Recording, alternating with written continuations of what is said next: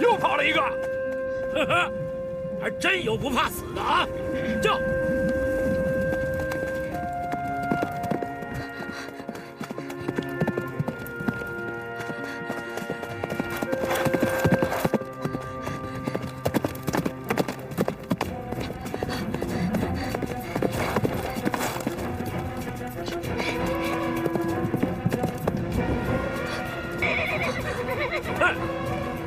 小子，你找死啊！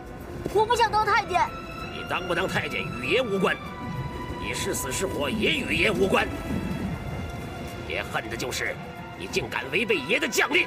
爷说过了，谁也不许跑，你他娘的还敢跑！我不想当太监。你不想当太监，那就得当死鬼。那你杀了我吧，我宁死也不当太监。咦，好小子，你有种，你不怕死是吧？爷这辈子都死过几十回了。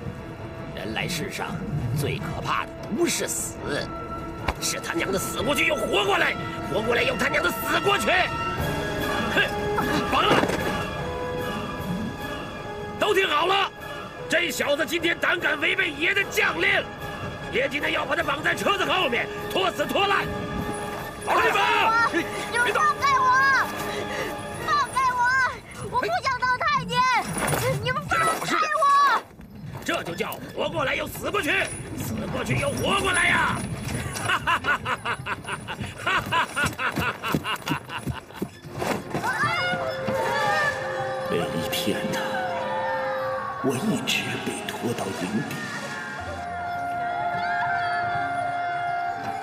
我的许多血肉留在那条山道上，留在沙石野草里，和战场上的死人骨头混在一起。直到现在，我也不明白，那天我为什么居然没有被拖死。你眼睛瞪着我干什么？心里骂我呢不是？你把我弄成了太监，我正在心里念你的好呢。呵呵，行，你小子有种！本来呀，也是想收你做我的亲兵，没想到那天晚上喝醉了，一觉醒来晚了。哼！我呀，我绝不会给你当亲兵的。小爷总有一天让你给我当亲兵。也记住你这句话。这酒赏你了，全体出发！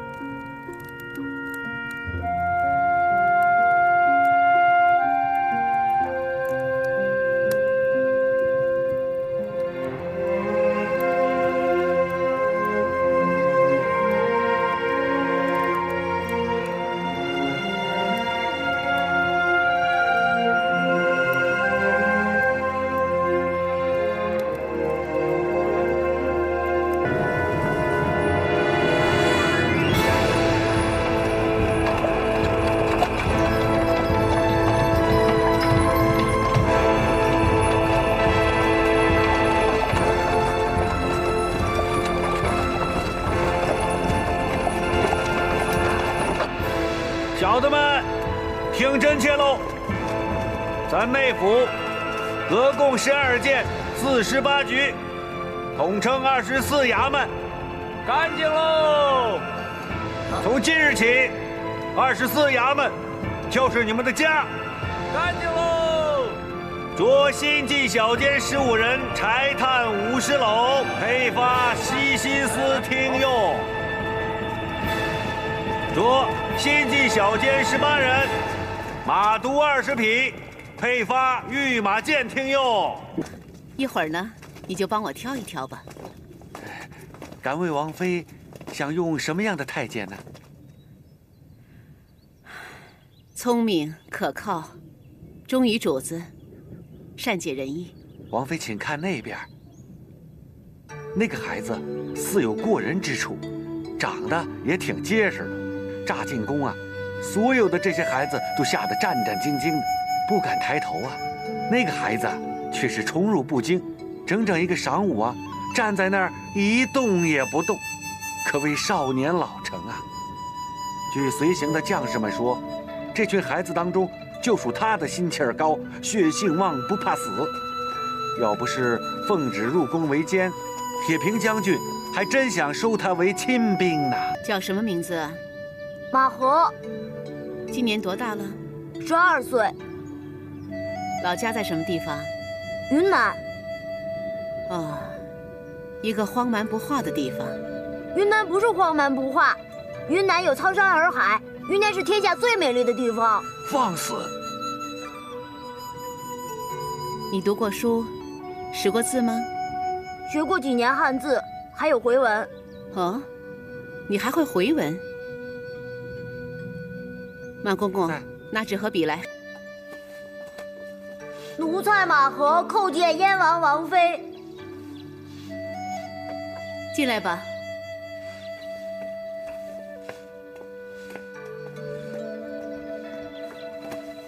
奴才马和谢燕王王妃的赏赐。起来吧。谢燕王王妃。你怎么没换上啊？回王妃的话，奴才怕失了礼数，谢过燕王王妃后才能换。那你现在就换上吧。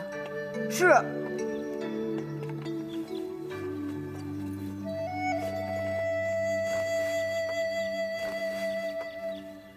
为什么不把坏衣服脱掉啊？这件衣服和奴才一起度过了生死关，是奴才唯一的一件东西了。奴才舍不得丢，想留个念想。从云南来到京城，一路上你们受了不少苦吧？死了好几个呢。这次就我一个人来到了北平。那其他人都分哪儿去了？王景洪分到了勤政殿，13喜分到了坤宁宫，李平山分到了司礼监，小五子分到了兵帐局，韩玉儿分到了御膳司，内廷12监、24衙门都有。看不出啊，你还真有个好记性。不是奴才记性好，是因为那些小太监和你关系如何啊？他们和奴才一起被刀割过，闯过鬼门关，生死与共，情如兄弟。你还真是个重情重义的孩子。去吧。谢燕王王妃。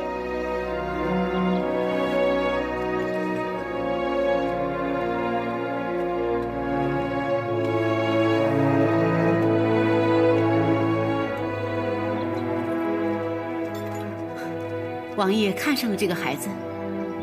好，把他留在我身边打杂吧。王爷，你还不知道，这个小马和呀，出生在侯门之家，他的祖父都去过10万里之外的天方朝圣呢。哦，怪不得他有如此天资呢。哼，胡成这条老狗，父王没传他，他就敢进府，不经通报，就敢进父王的书房。这还不算，听张玉说，父王还没坐呢，他就一屁股坐下了，以为有太子给他撑腰，就敢对父王不敬，真是反了。这口气我可忍不了，得教训教训他。这你害怕了？这个，2位小王子，千万不能啊！燕王和王妃反复交代，现在这个时候，谁也不能惹事。滚开！大明是我朱家的天下，胡成只不过是我朱家的一条狗，他竟敢张嘴咬我父王，不杀他就够便宜他了。起轿！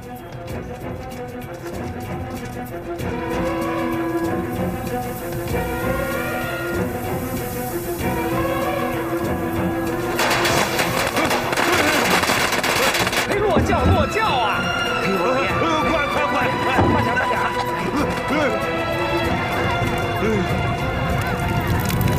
哎呀，胡大人的轿子被人给烧了，是谁这么大胆子呀？我后大丧期间燃放鞭炮，你知道这多大的罪吗？你们帮不上父王也就罢了，怎么能给父王惹这么大的祸呢？娘，不是我干的。不是你们干的，这祸也躲不掉的。你们知道吗？千里之堤，溃于蚁穴。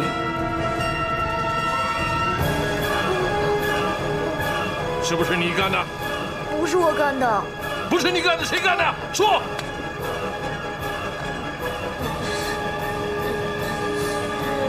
是马和干的。胡说！你说什么？马和不会干这种事的。不是我干的。你还给我嘴硬！王爷，王爷，你们先出去吧，啊，先出去。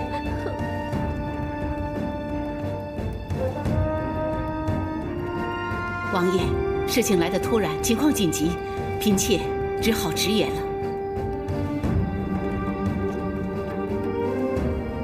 王爷，当下不比从前，功高引来猜忌，势大招来祸端。王爷，孩子放炮是小，但这件事要是被胡成所利用，再添油加醋地写到奏折里，那事情可就大了。这两个孽障，自己惹下大祸还要嫁祸马和，我真恨不得把他们捆起来，押往京师向父王请罪。王爷，万万不可呀！王爷，王爷，不是我护着自己的孩子，让高志高旭去顶罪，最终会引火烧身的。家教无德，有辱国体，这两顶帽子，王爷是躲不掉的。眼下朝廷是多事之秋，王爷为万众所瞩目，风雨飘摇之际，一招不慎，不仅会前功尽弃，很可能会招致大祸，毁了王府上下100号人的性命啊！可事已至此，那怎么办呢？王爷，把这件事交给我来办。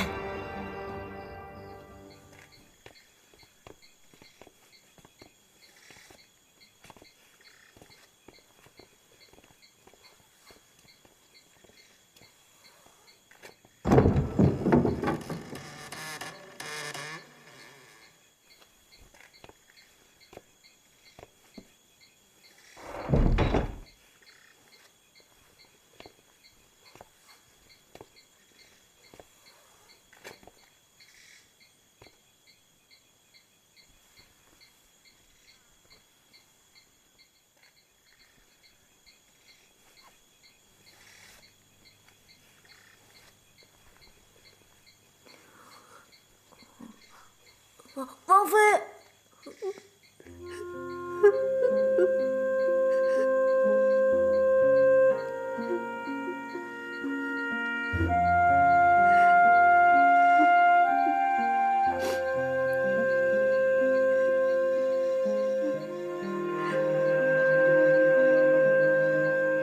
疼吗？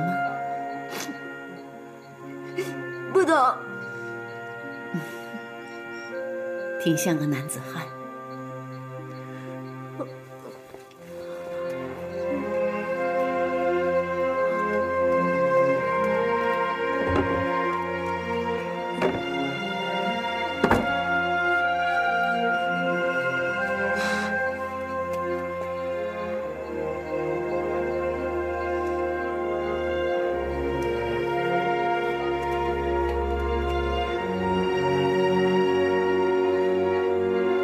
马和，你知道我为什么把你关起来吗？王妃，你闯下大祸了，你怎么能往布政使大人的轿子里放鞭炮呢？王妃，我问过高志高旭了，他们说是你干的。没有，没有，绝对没有，奴才不敢撒谎。那就是高志高旭两个主子在撒谎了。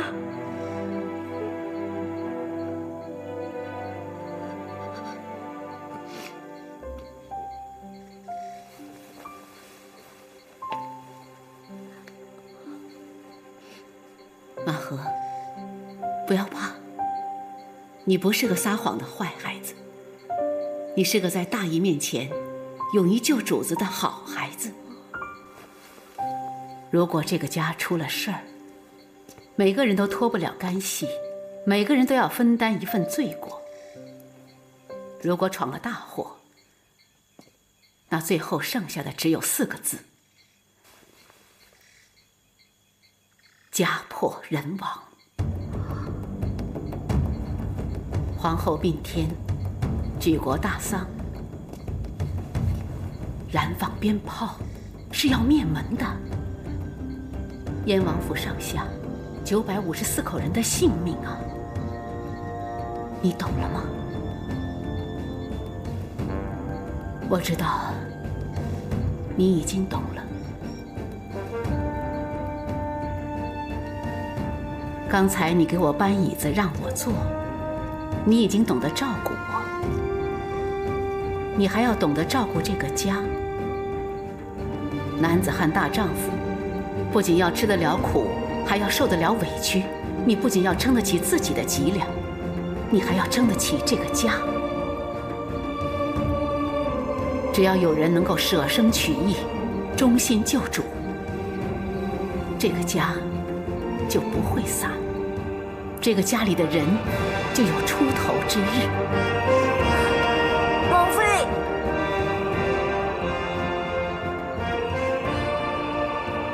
今天我要罚你替主顶罪，为家消灾。昨天王府里出了点意外，有人淘气，把布政使大人的轿子给烧了。国丧期间，出了这种大逆不道的事情，罪不可赦。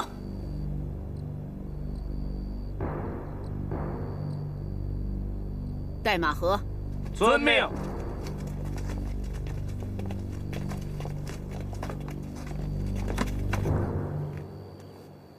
马和，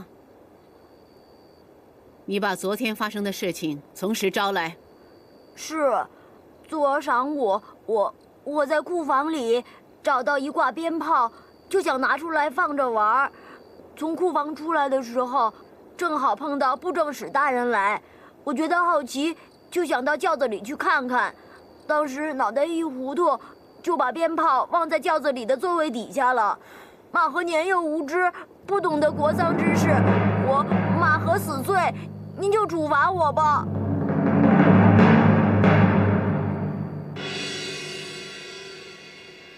你们大家都听清楚了吧？听清楚了。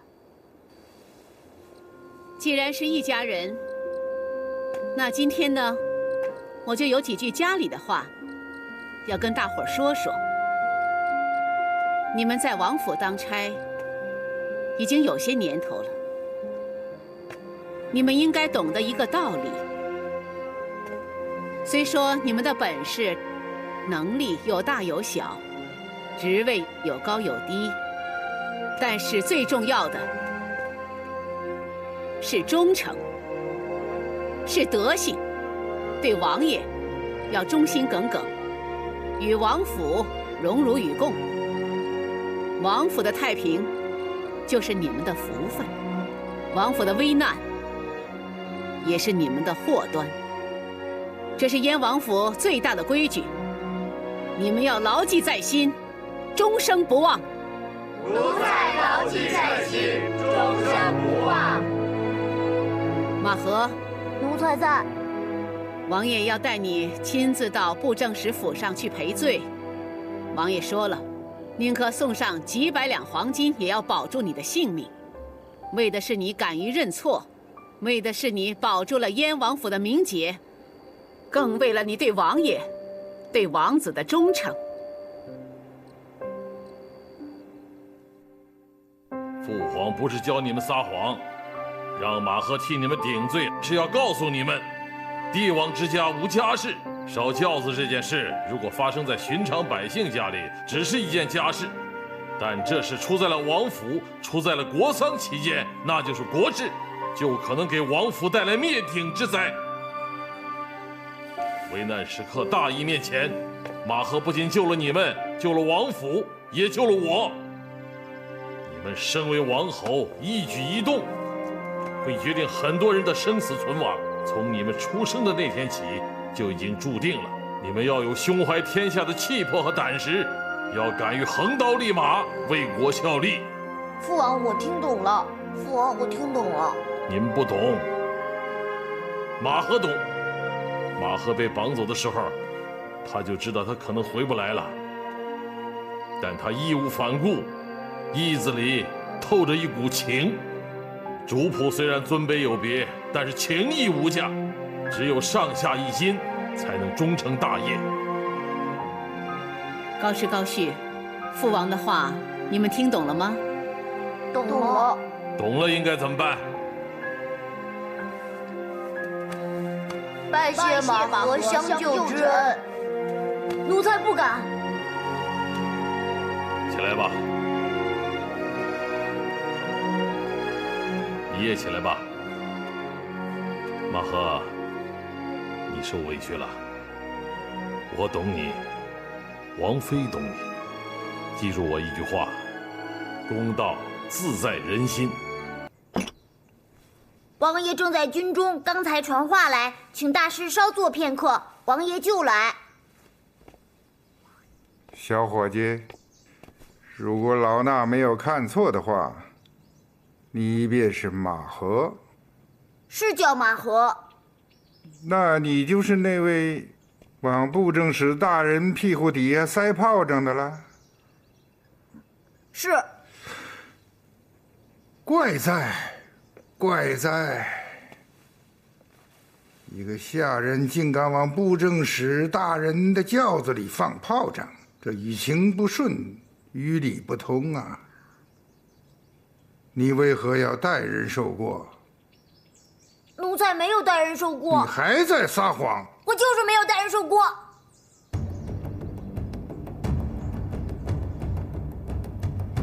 难得啊，难得你的忠心一片。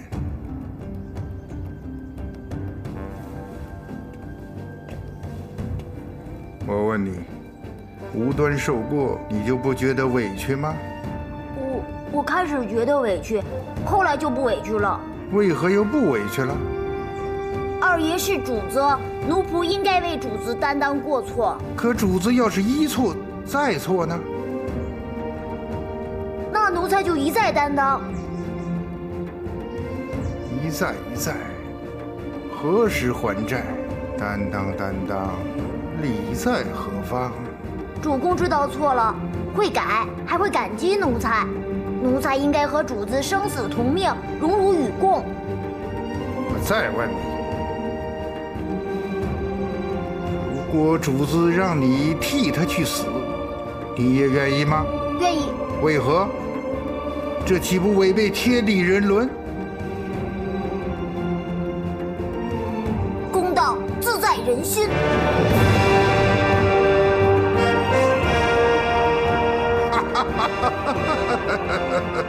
好，好，好，好，回答的真好。大师。哦，王爷，殿下。老衲正想向燕王求一宝贝。小王知道，大师一生不屑金银，唯一所爱就是字画。不，老衲要的不是物，是一个人。谁呀？老衲年事已高，一直想收一个徒弟。方才贫僧与马和交谈片刻，此子聪明大气，心胸开阔，尤其是对燕王忠心耿耿。如果燕王能够允许，那就借我5年，收作亲传弟子。5、6年后，老衲定当交还给王爷一个纵横四海的干才。哟，哈哈哈哈！这小子是天大的福气呀！好啊，我把他就交给您了。多谢。徒弟马和拜见大师。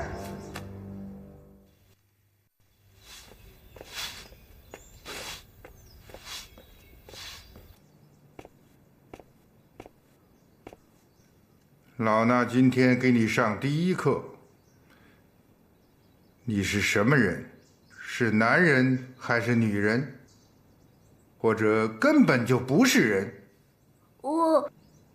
你不是人，你只是一个宦官。师傅，宦官就不是人吗？宦官是牛马的牛马，奴仆的奴仆。别看你外表像人，实际上你只是皇宫后院的一个用具，就如同鞋底、痰盂和抹布一样，只是个用具。师傅，嫔妃们可以在你的面前更衣，皇上可以在你的面前如厕，就因为你是个宦官。师傅，是个物件，是用具。师傅。马和，你不必喊，也不必恨，你必须平心静气地听着。你一定要终生牢记，你是物，不是人。主公要是喜欢你，你就是个宠物；主公要是嫌弃你，你就是个弃物。如果主公死了，那你就是个废物。师傅，我的心呢？我也能把它拔出来丢掉吗？我的心没有死，我的心会疼啊！马和，你要记住，身为奴婢，只有当你自己知道自己有多么低贱之后，才能熬过艰难的岁月。面对世人的侮辱，你要沉默得像一块石头。到了那时，你即使跪在地上，也比他们高，甚至高贵得多。现在，我给你上第二课，你知道自己是什么人了吗？知道，我是宦官。宦官不是人，是物品，是用具。错，你又错了。宦官非人，却偏偏要做人。宦官不但要做人，而且要做个人上之人。只要你不懈修炼，忍辱负重，一世拼搏，定成大器。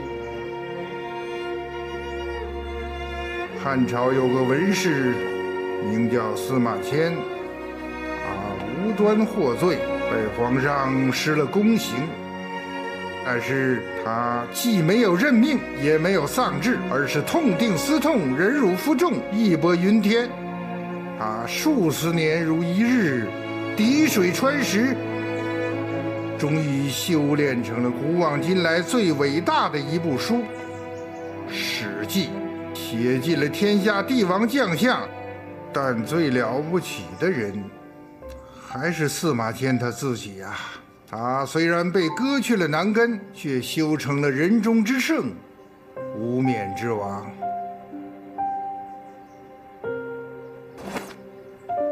马和，你过来。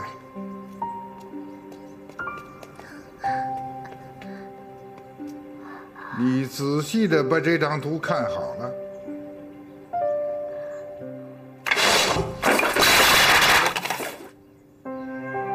在一炷香烧完之前，你要将图复原。这是我给你上的第3课。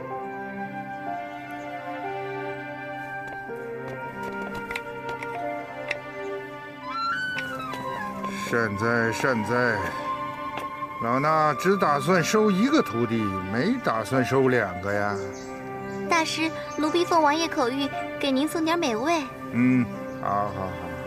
贫僧这辈子不喜欢别的，喜欢的就是酒肉。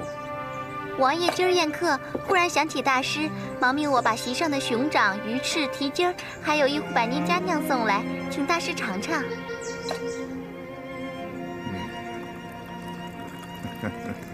大师，您心真狠。多谢夸奖。照您这个教法，早晚得把那个小太监给逼死了。救者不死，心者不生。照奴婢看来，人只要平平安安的过一辈子，不也挺好的吗？干嘛非要拼个鱼死网破的？你心呐，我教我的徒弟，你心疼什么呀？老衲一眼望去，你和那人之间将有无尽的恩怨，苦日子在后头呢。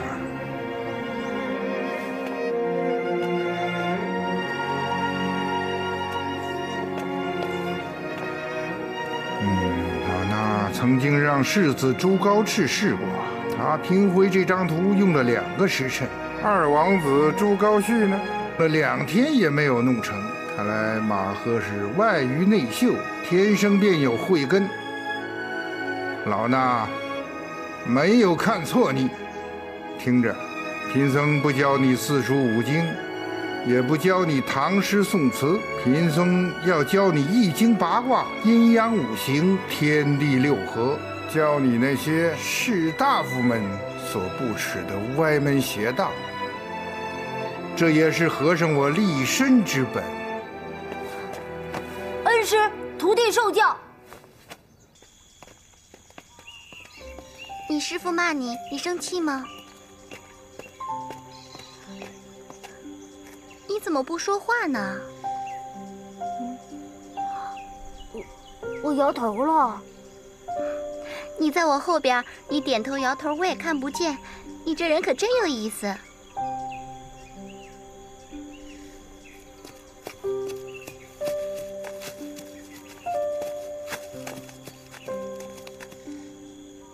其实我平时也不爱说话。你在想什么？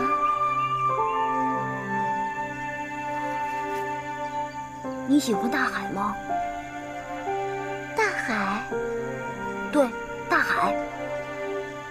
没见过，不知道怎么想。大海什么样啊？我也没见过，但我听我爹和南宫讲过。将来我一定要去看大海，我也可以带你去。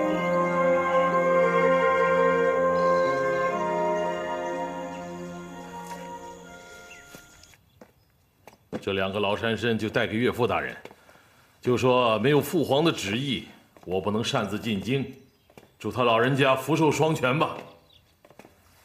王爷前次进京，朝野皆知。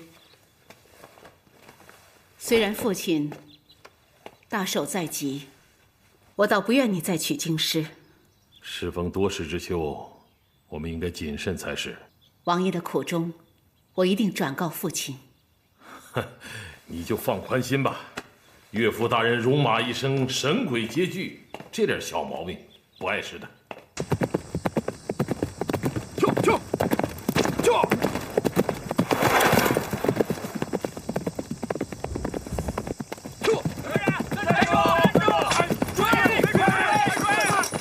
前番违训，父皇没有当面斥责我，已是格外开恩。此时我如果再去京城，必受瞩目，引人猜测。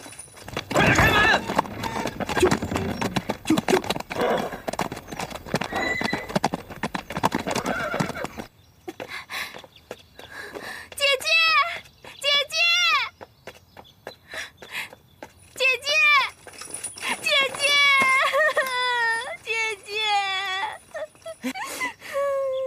你这是怎么了？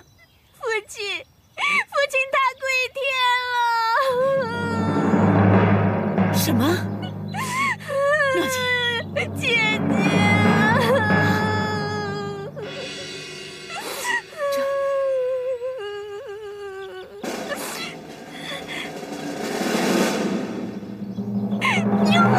你坏蛋！你们不是人，我打死你们！住手！妙姐，到底发生了什么？告诉我，岳父大人是怎么死的？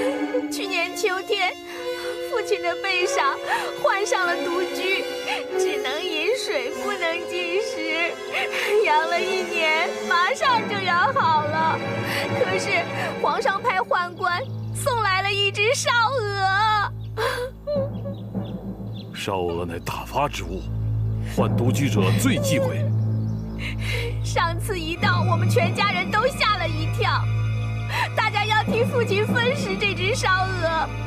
可父亲他猜到了皇上的用心，独自将那只烧鹅吃了下去，一边吃一边还就着烈酒，不许人碰。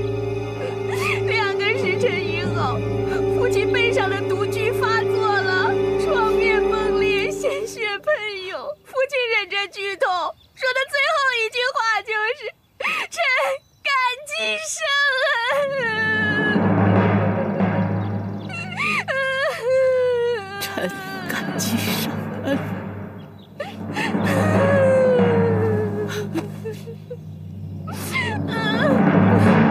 父亲。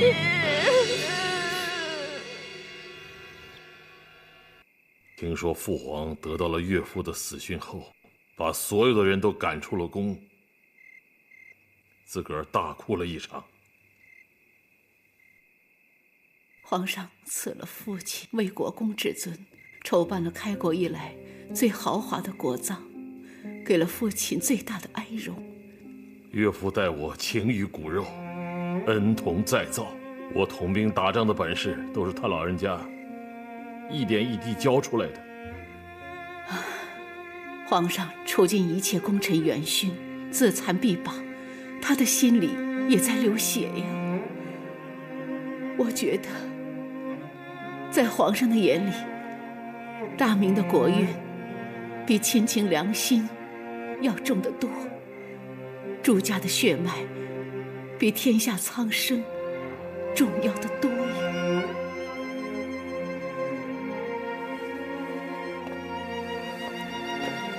爱妃，朱家有负徐家，有负天下。王爷，您一定要答应嫔妾，您千万不能这么想，不能这么说呀。嫔妾担心，你哪怕有那么一点恨，皇上在千里之外也会感觉到的。皇上他太精明，太可怕，越老越可怕。王爷，你要好自为之，亲力自保啊！可我是他的亲儿子。江山之前，没有父子，社稷之下，骨肉相残呢。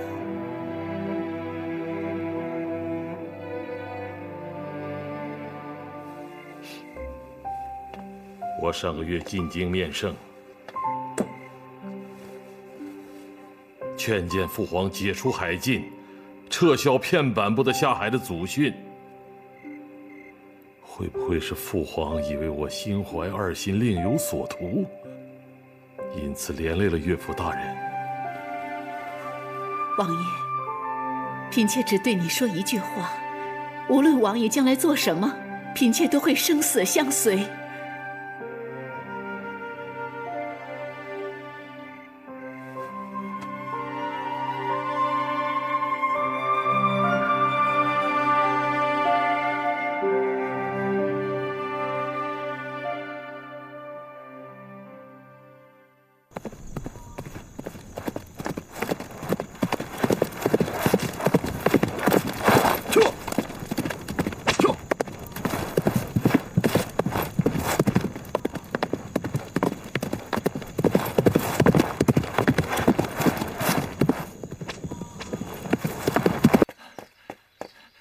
殿下，禀告殿下，南巡公密信。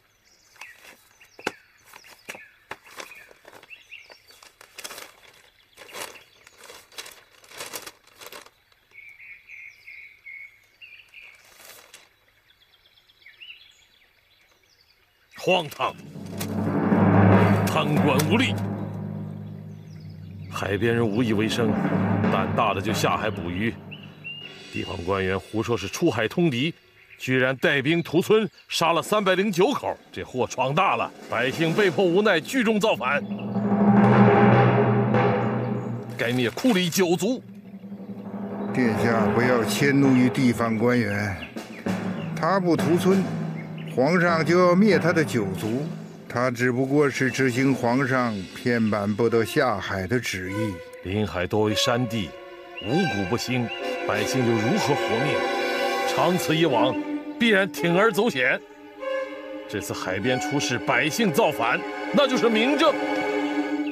此次进京，殿下务必慎之又慎，绝不可意气用事。太子病重，皇上借此考察储君之意，昭然若揭。皇上已领古稀老迈，更会以其万年之后的社稷大业为重，绝不会允许任何人改弦更张、离经叛道。殿下留意没有？圣旨里皇上有了在海边建立卫所的意思。皇上或许是想让殿下上书奏请建立卫所，皇上便可再次嘉奖殿下，燕王便可领袖众王，将来顺理成章地继承大任。不，奏折我可以上，但不是奏请建立卫所，而是奏请罢黜此意。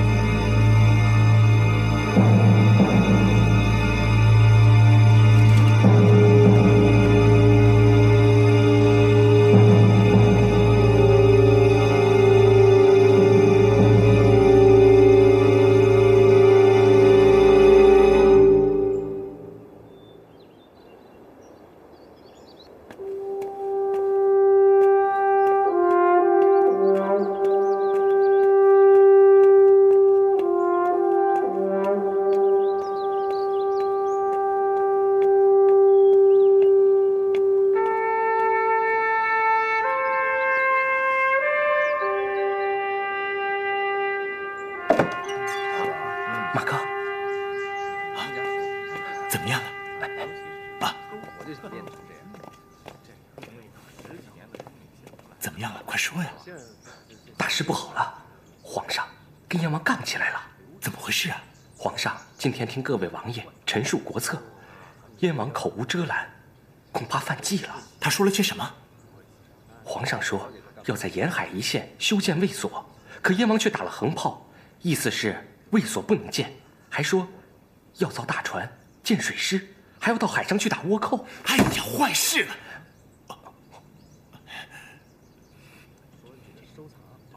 你知道吗？皇上说过，片板不得下海，燕王此举必受斥责。哎呀，此事都怪我。进京之前，大师嘱咐叫殿下说话要三思，不可意气用事。哎，我说你一个小太监，还能管得了主子呀？哎，告诉你吧，皇上不但没罚，还夸了燕王呢。啊？怎么夸的？远在北疆，心系天下，不畏责难，仗义直言。哦，皇上还赏了燕王东西呢。什么东西啊？皇上御笔写的《祖训录》。哦。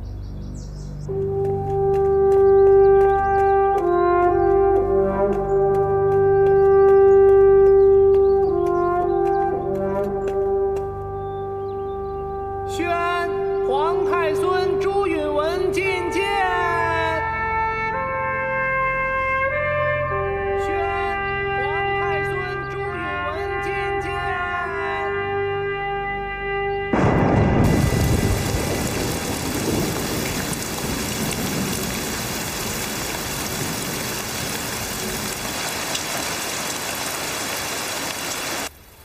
哎，大事不幸严重。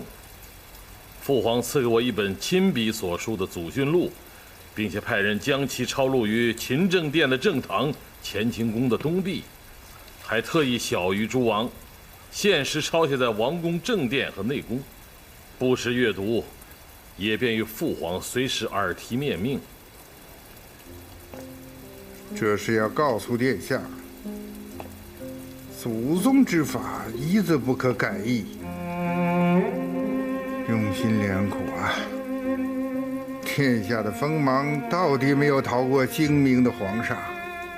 父皇还特意说，新政变法，沽名雕玉，华而不实，不如踏踏实实的为国家做点实事，给百姓加一碗米饭，添一个汤。苟作聪明，更改典章，就是违背祖训，必将咎由自取。殿下为什么要执意进谏，痛陈利害？殿下是想激怒皇上，躲过风口，避开浪尖，还是想自保啊？可是殿下，事到如今，你不能躲，也无处可躲。王狂澜于既倒，扶大厦之将倾，解万民于倒悬。此乃天经大人以冤枉也。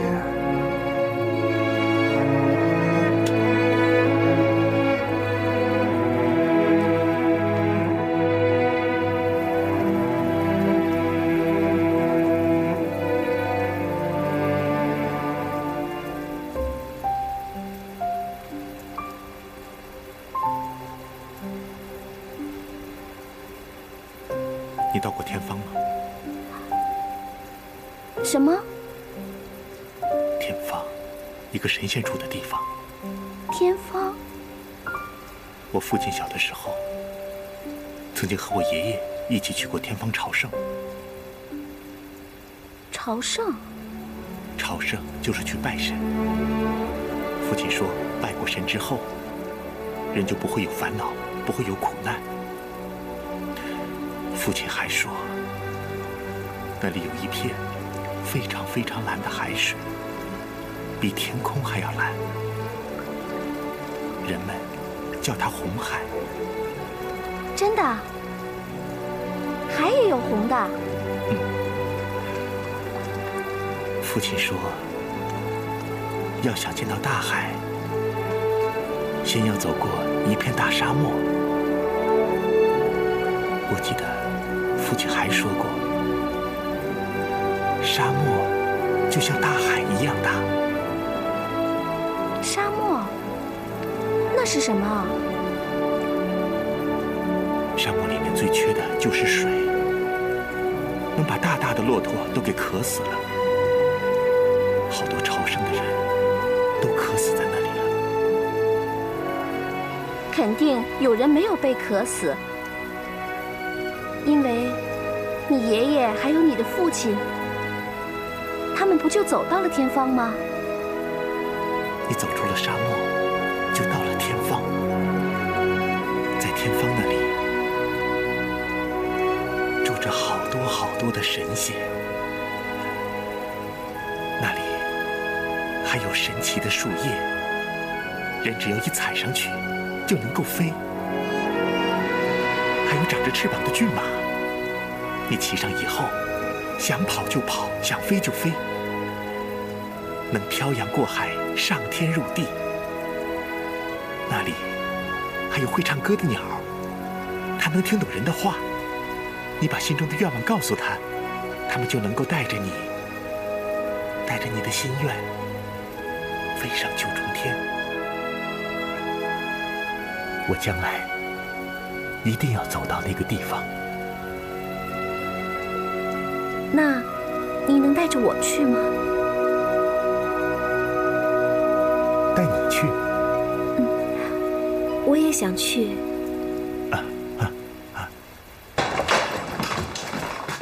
启禀殿下，大事不好！讲。北平周边均有少数士兵闹事，与王府卫队的人打起来了，双方动了兵器，死伤数十。怎么回事？都是为了抢夺军粮。出了这么大的事，你们是怎么管束的？将士们断粮已经1个多月了，他们平时心里头只有徐大将军、邱将军弹压不住啊。军营里已经有人开始杀马煮肉，将士们饿得受不了了。进城去抢粮食的时候，还杀了老百姓。立刻把为首的给我绑了，斩首，依正军法。遵令。慢。闹事的赵克将军和李隆将军似乎都是魏国公徐达的旧部。正是。殿下，此刻稳则消灾，机能生变，不如先倾全力运回粮草，待人心平复以后，军心稳固，再图大治不迟啊！我何尝不知道军粮乃兵家之性命，无奈连日大雨桥塌路陷，军粮送不上来，催粮的人我已经派出去好几次了。大营里的军粮还能支撑几天？已经见底了。你先回营吧，告诉将士们，就说燕王将击鼓声仗。遵令。徐大将军一向带兵军纪严明，不至于喝了几天粥就闹出如此大的事端吧？不仅煮了军马，还杀了百姓。大师有所不知啊，岳父徐公仙逝之后，其旧部受到朝中各方排挤，不少人假借各种由头四散，以求自保。要不是我多方袒护，早就株连无数，血流成河了。果真如此，那么这次事变就变得更加蹊跷，这里面一定有诈，说不定是有人做了手脚。你是说胡成？他为何要上下其手，步步紧逼呢？胡成微不足道，他的背后一定有人。现在胡成竟敢如此大胆地挑起事端，那只有一种可能：太子病危，皇上已经有了明确的立储人选，那个人就是朱允炆。北平的30万大军一旦闹出大事，皇上必然责罚于我。那么胡成就等于给朱允炆立下了奇功一件。凡事有一弊必有一利，砒霜可以致命，也可以入药救人。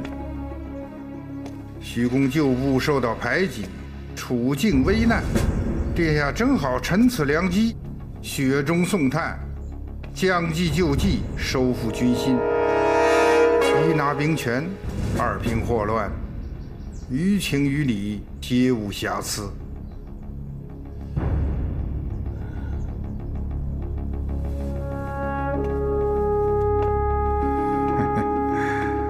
殿下无语，实在是因为心中有结啊。其实殿下怕的只有4个字：结党营私。结党无疑，营私不然。结党如果是为了社稷大业，就不是私心；如果是为了大明继往开来，赢的就不是此地。夫兮祸所至，祸兮福所依。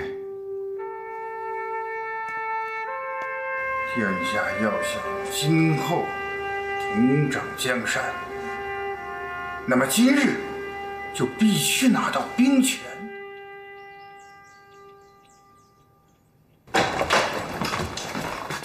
燕王殿下，张玉将军回来了！快出去，快！殿下，罪将张玉叩见燕王殿下。你受苦了。末将奉殿下之命，从京师向北平押运粮草，可一进山洞便逢大雨，道路全被冲毁。末将催着人马趟河前进，可到处都是河水泛滥，洼地一片呀。每过一段路，喂饱粮草都要倒下去好几个兄弟啊！他们推着车走路都能睡过去，脚下一软就倒地累死了。殿下，末将没有给殿下抹黑，运粮的将士们也没有给殿下丢脸，淹死的、累死的成10上百，唯独没有一个逃兵，没有一个呀！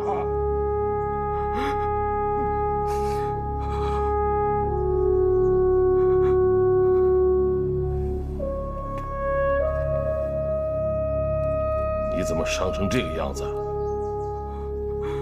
末将从山路掉下山谷，全赖殿下天威，落在一棵大树之上，要不然末将就不能回来向殿下复命了呀！殿下，殿下，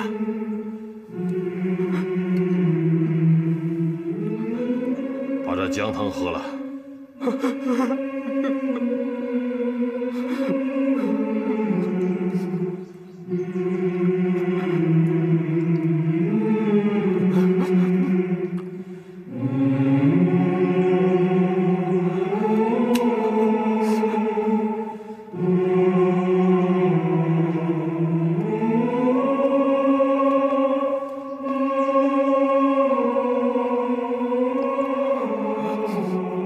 张玉，末将在。你应该什么时候把粮草运回来？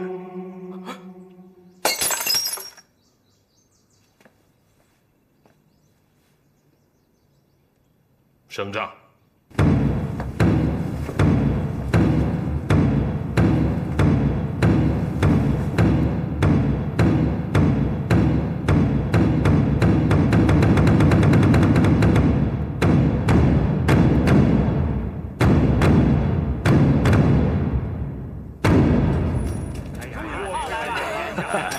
哎呀，这粮草一足啊，是啊，咱们就没有。哎呀，张毅将军不容易啊，人有粮，马有草，先吃顿饱饭再说。是啊，你呀就知道吃。这些粮草是燕王府的将士们冒死运回来的，张玉将军都差点摔死。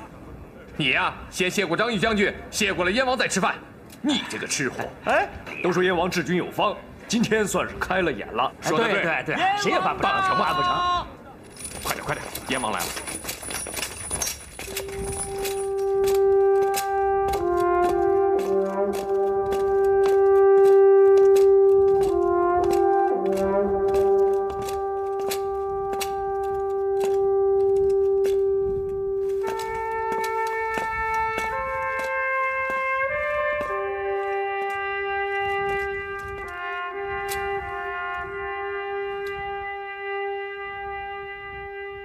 带张玉，带张玉。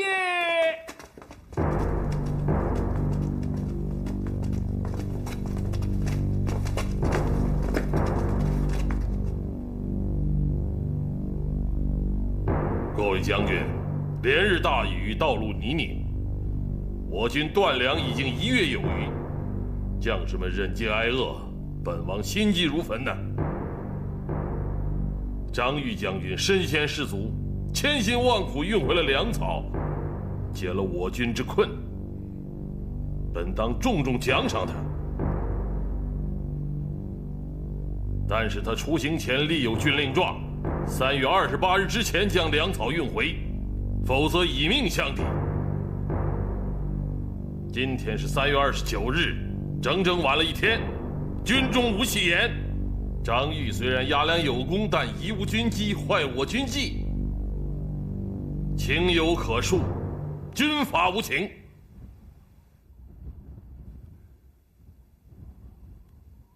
将张玉推出去，斩喽！走！殿下，不能啊！张玉将军救了我们全体的命啊！殿下，不能啊！殿下，刀下留人呐！给我拉出去斩喽！起码！殿下，张玉将军虽犯军纪，但死罪当免。江浙至北平遥遥千里，有山有河，有沟有岔，即使兵不驰锐，民不推粮，尚需数月，何况在大雨中行进？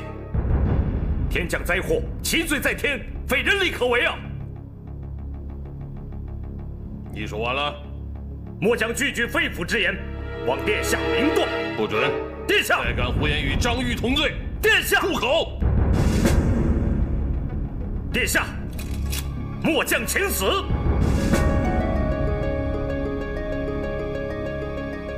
张玉将军救了我30万大军，功高如月。怪只怪末将昏聩，约束不力，致使兵士争斗，杀马为食，侵扰百姓，逃兵四起。末将罪该万死，求殿下用我的项上人头，换张玉将军一命。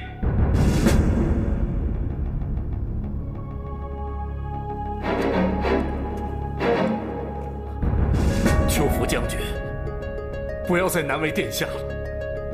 各位将军，各位兄弟，大家的情，张玉我心领了。殿下，今天张玉违反军令，死而无怨，只是遗憾，以后不能再追随燕王，御敌保将，为国安民了。下辈子如能转世，张玉我还要投在燕王帐下，鞍前马后，出生入死，万死不辞。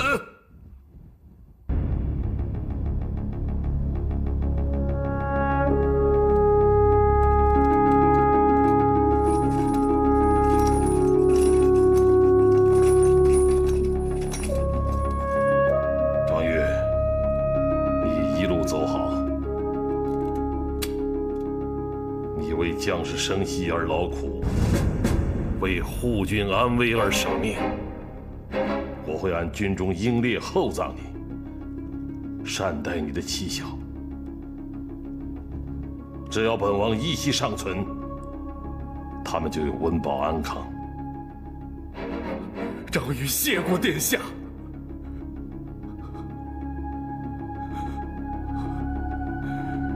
要走了，各位兄弟，跟着燕王打天下，舒坦痛快，死也甘心。张玉就此辞别殿下。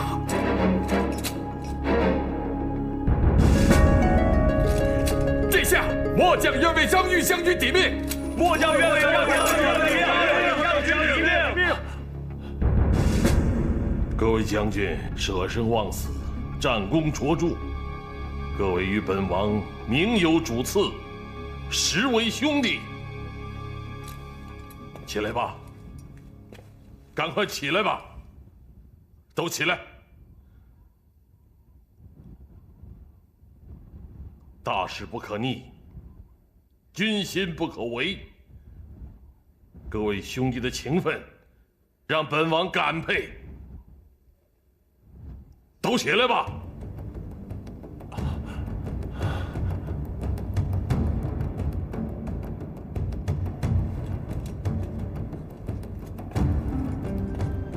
张玉，众将之恩，你要牢记肺腑，戴罪立功。上报皇恩浩荡，下念众将之情啊！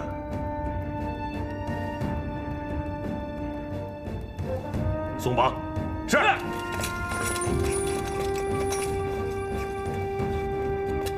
谢燕王殿下。殿下，敬各位将军对末将恩同再造，张玉万死难报。为将者要爱兵，危难之中才能万众一心；为王者要亲民，治世之道才能形同于水。此次运粮，3军用命，一路之上死伤过半。令本王欣慰的是，没有一个逃兵，一个软蛋。押运粮草的全体将士，本王将各有封赏；死难的英烈，本王有后位体恤；身后的家眷由本王来供养。子嗣供养成人，独造成才，为国所用，替父争光。末将替死去的将士们拜谢殿下。张玉，你受苦了。本王替所有的护军将士感谢你，替北平城的百姓感谢你。殿下，别跪了，你一身的伤痛，还没顾得上料理。去，疗伤去吧。谢殿下。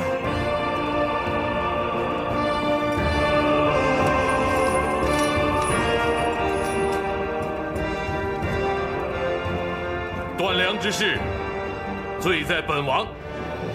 没有众位将军鼎力相助，30万大军危在旦夕，大家非但无过，反而守则有功。本王自罚1年俸禄，奉赏有功将士，抚恤饿死的弟兄们。谢燕王殿下再造之恩，愿永远追随燕王，为民主尽忠。为民主尽忠，为民主尽忠。燕军是一家，本王与30万将士如同一体，同舟共济，生死与共。同舟共济，生死与共。同舟共济，生死与共。同舟共济，生死与共。同舟共济，生死与共。同舟共济，生死与共。同舟共济。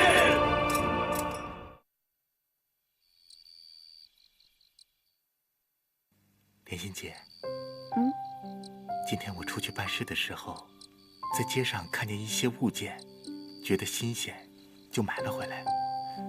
你应该用得着的。你知道今天是我的生日。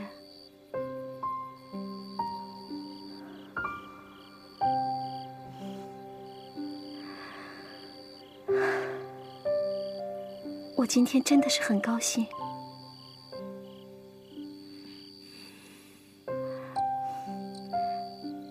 可是你今后再也不许这样了，听见了吗，马和？听见了，我听姐的话。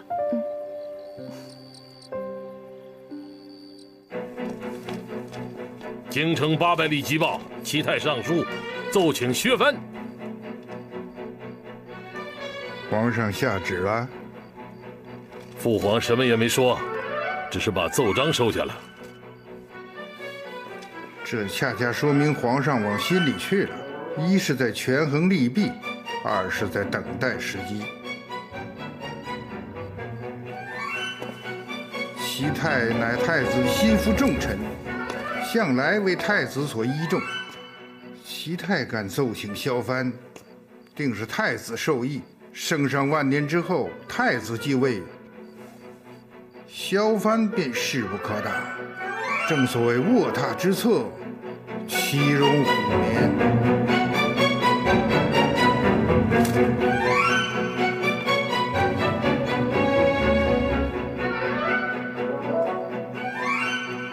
殿下，请恕奴才惊扰之罪。那时刘烨在窗外窥视偷听，被巡视护卫捉住。带人来！放开我！走，放开我！走，你放开我！奴才刘烨叩见燕王殿下。刘烨，你知道犯什么罪吗？啊，奴才非但无罪，反而有功啊！放肆！殿下，请让闲杂人等先行退下，奴才有要事禀报。那请这位大师也回避一下。讲。是。管家说奴才四处偷窥，奴才绝不否认，但奴才偷窥到一件天大的秘密。奴才看到统领马和与侍女宋莲心在葡萄架下偷情，行苟且之事。什么？千真万确啊！奴才眼睛里可容不得半点沙子。住口！燕王府怎么会出这种丑事？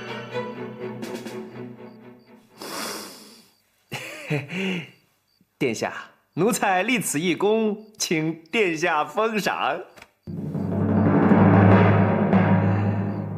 这种事要是传扬出去了，恐怕对王府就……把这个奴才的嘴给我封了，先把他关起来。带去。王爷，走，把宋莲心和马和一给我关起来。王爷，您不能是非不分呐，王爷。现在快拖起走。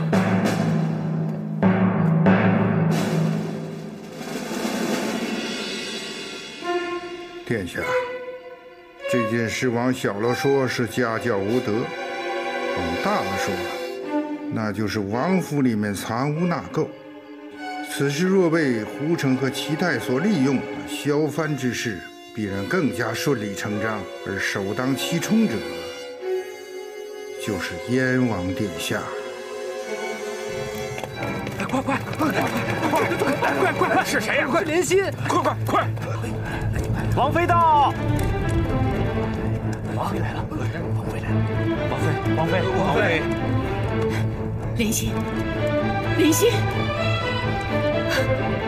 孩子，你有什么苦衷不能跟我说，非要干这种傻事呢？啊！殿下，大事不好！宋莲心她跳井了！啊！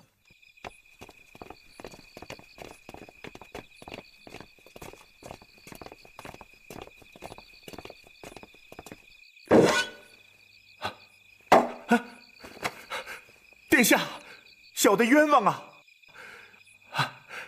殿下，师父，真的，小的从没有干过伤天害理的事情，连心姐也不是那种轻薄浪荡之人，只是小的和莲心姐从小远离家乡，无依无靠，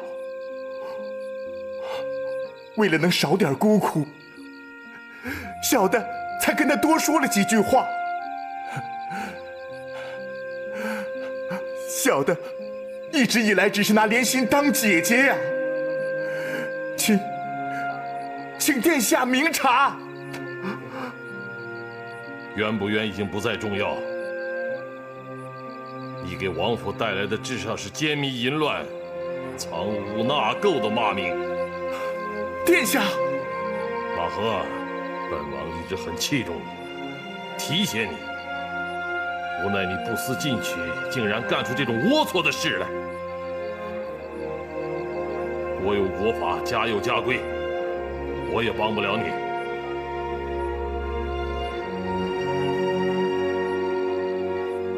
今夜，本王要借你的脑袋一用。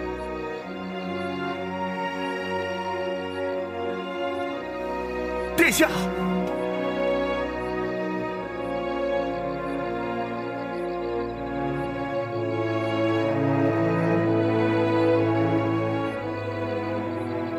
殿下，把小的从小养大，小的无以为报。今夜能够为殿下而死，马和报了王恩，无怨无悔。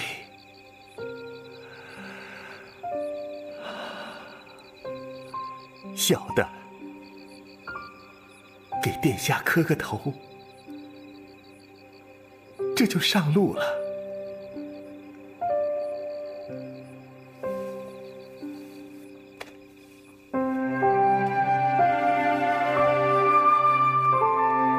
阿弥陀佛，殿下，贫僧愿意另一颗人头来换回马和的脑袋，如何？大师的意思是？马和与莲心今晚根本就没有大过错，说他们俩坏话的只有刘烨这小人。这个卑劣的恶奴，为了邀功骗赏，竟然无中生有，血口喷人。这等见利忘义的小人，留他何用？贫僧要取的就是这个刘烨的项上人头。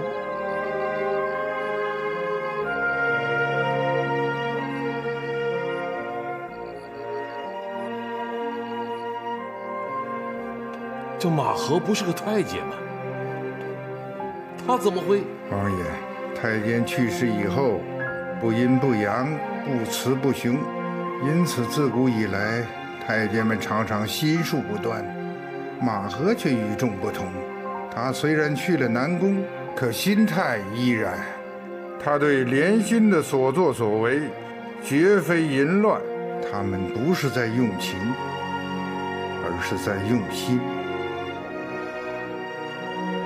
王爷，想想刚才的那一刻，此子在钟的面前，在生死之间豪气逼人。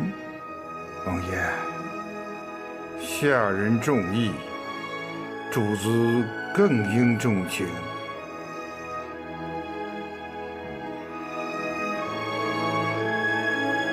可这事要是传出去，王爷说是假的，那就是假的。对，一笔勾销，全无此事。王府过去是一片净土，今天依然是净土一片。堵住堤中的异穴，扫清家中的内鬼，重办刘烨，历练马和。这件事让马和亲自去办，既是对他的恩典，也是对他的警告，以此杜绝一切流言蜚语。快点，走，快走！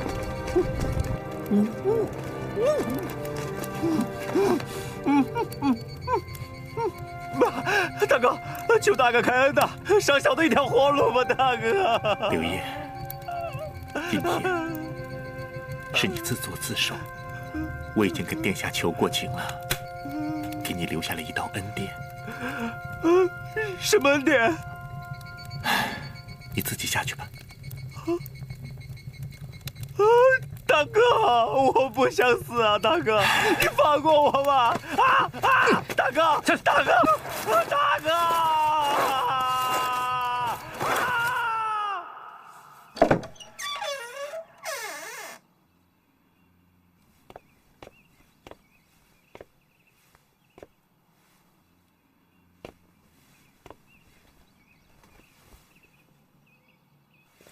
你这孩子，起来吃点东西啊！好了好了，不哭了，我相信你，我相信你是冤枉的。王妃，我对不起您啊！你这个孩子，就是烈性子，你呀，现在先好好养伤，养好了，你还跟着我，好吗？王妃，奴婢想离开您。怎么？谁说什么了？没有。王妃，奴婢想求您一道恩典。你说吧。皇后的灵堂不是在家庙吗？是啊。我想替王妃和王爷去侍奉皇后，为她老人家打理香火，终老此生，永不出门。你是为马和吗？不全是。奴婢觉得，在这个世界上，只要有活人的地方，就会有是非。只有先世的人最可靠，他们永远都不会欺负人，永远清清静静，太平安宁。奴婢愿意守着他老人家过一辈子。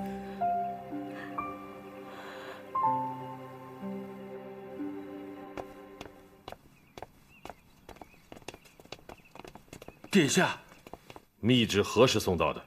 今日未时3刻。你是北平布政使，密旨又送到了布政司衙门，你开阅就是了。内官带来了皇上的口谕，令下官与王爷同时开阅，于是下官就赶来了。你我同为北平首脑，不分彼此。开阅吧。下官遵命。退下。是。是。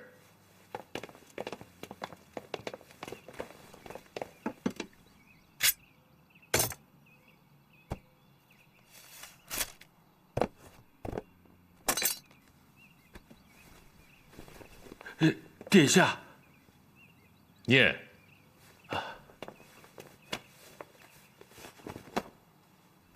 朕亲视燕王朱棣、布政使胡成、皇太子朱标于4月初8寅时初刻病重而崩。着皇儿朱棣统军护边，不必入京尽孝。着布政使胡成恪尽职守，安民辅政，钦此。大哥。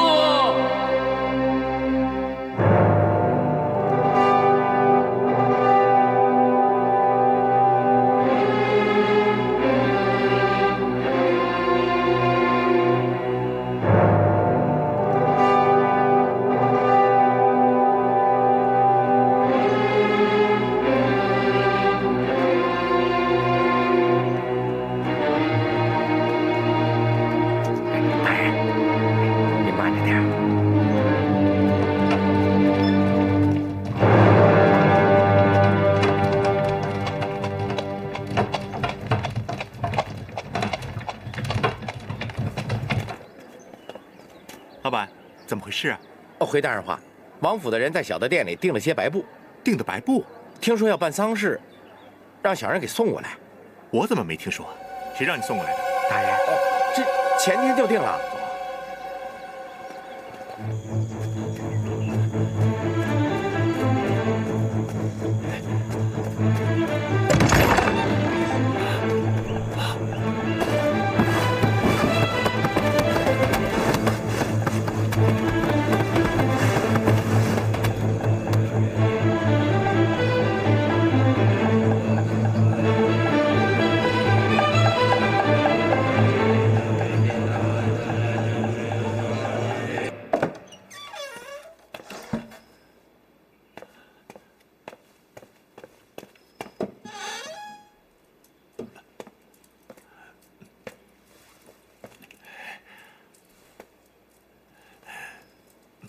师傅，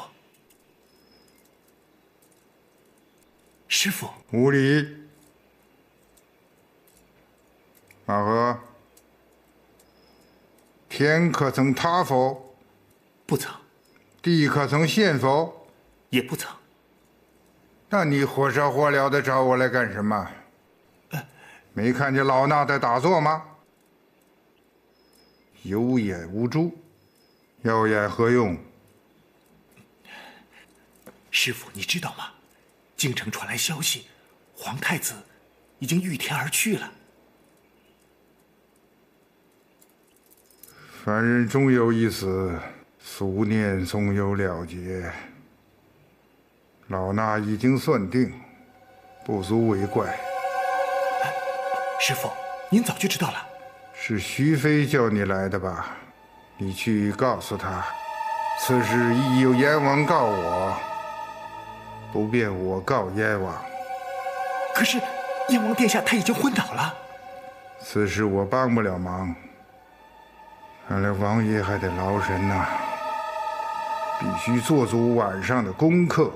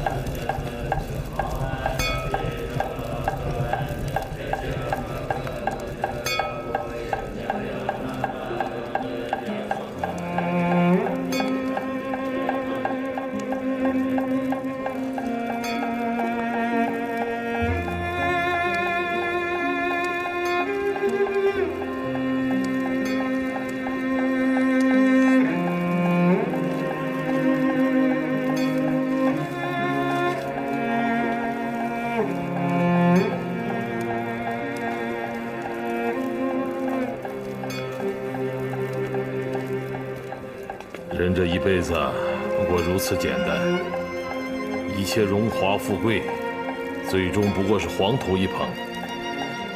唉，人都一样。小的曾经见过饿死的、被打死的、砍头的，还有被箭射死的。小的和那些晋升进宫的路上，见过好多人的死。那你说，什么是死？死就是没了。用师傅的话说，人死了之后，就是不能再看大千世界了。哦，没白跟你师傅学，连大千世界都知道了。小的还知道，太子殿下已经不用再看这个大千世界了。这个世界太悲惨。太子殿下，他现在去寻找极乐世界了。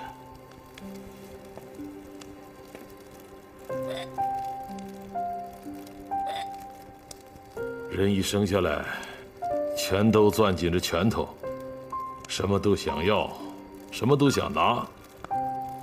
哎，我也就跟着来了。人一死，手也就松开了，什么都不惦记，心也就清净了，无喜无悲，这就是极乐。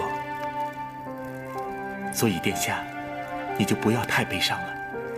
马和，听说你爹娘都不在了，还记得他们吗？他们死的时候我还小。全都忘了？不会。我记得爹和爷爷给我讲过的故事。他们说，他们都去过天方朝圣。我还记得爹说过，我们家的一个老祖宗，他叫赛典赤。赛典赤？是。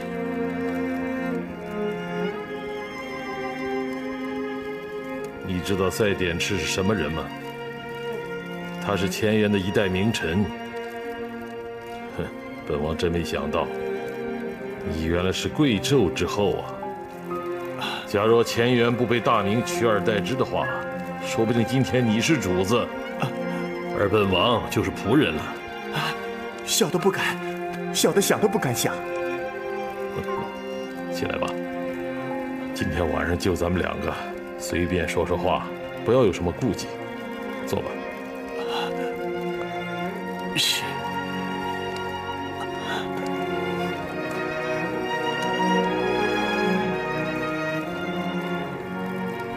世事难料，命运无常啊！马和，你有没有想过有朝一日去天方朝圣？有啊，我从小就想，盼着长大了以后也要去天方朝圣。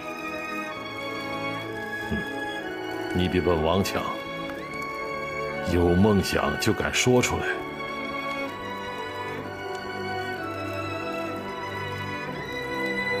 殿下，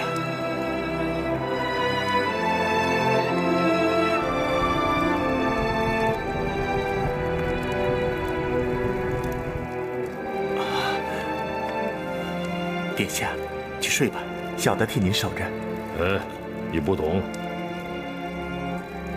在寻常百姓家，累了就可以去睡，可我是燕王，燕王殿下。我这背后有多少眼睛在盯着？本王不守这个灵，不熬这个夜，那些流言恶语就会变成滔天的洪水，人言可畏啊！帝王之家无家事，家事即是国事。我这个燕王殿下是不能只给自己活的。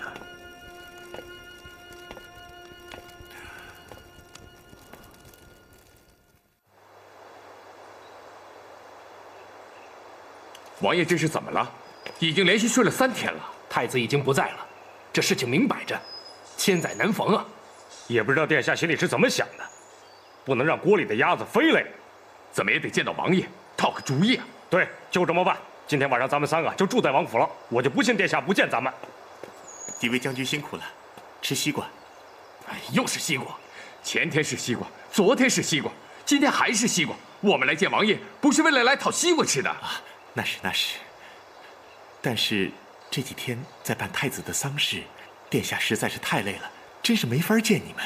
行了，让我们从哪儿来的，还回哪儿去，该干什么干什么，是这话不是？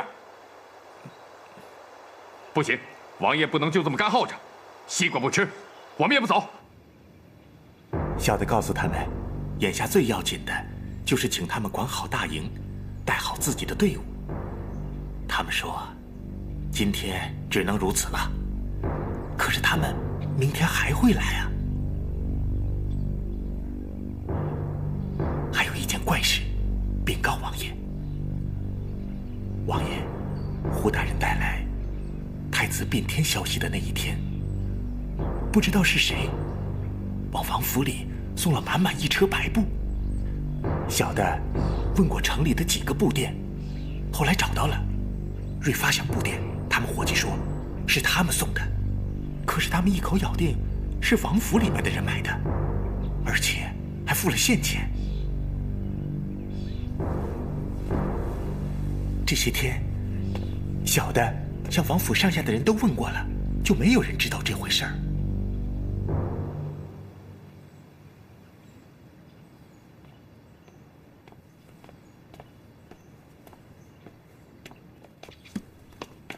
查明白了，布店的老板说就是燕王府的人买的货。哦，朱棣一定是在圣旨送达之前就知道太子变天的事儿了，不然怎么可能早有吊丧的准备呢？燕王深不可测呀！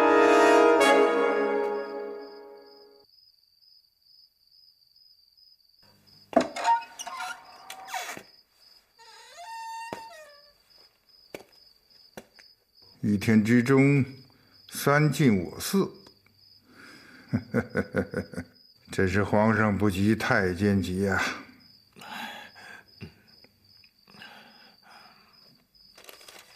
殿下如何？哦，依然如故。用上了韬光养晦，懂得了以静制动。殿下暗示心力，思虑深远，大有长进。师父啊，可是殿下每天睡大觉，会不会错失良机啊？其实真正急的还是燕王。他不过是没有想明白，或者是他根本就想错了。猛药还没有熬到火候，他还得再经磕碰。那么殿下他错在何处呢？马和，眼下太子死了，储位已空，各皇子都在动心思，皇上也在明察暗访。你看燕王该当如何？如果殿下没当上太子，新太子将会是王爷为最大的危险和威胁。诸事太子之争，你可以一言以蔽之。你死我活。哈哈哈哈哈！孺子可教也。正因为如此，我才要给他下一剂猛药。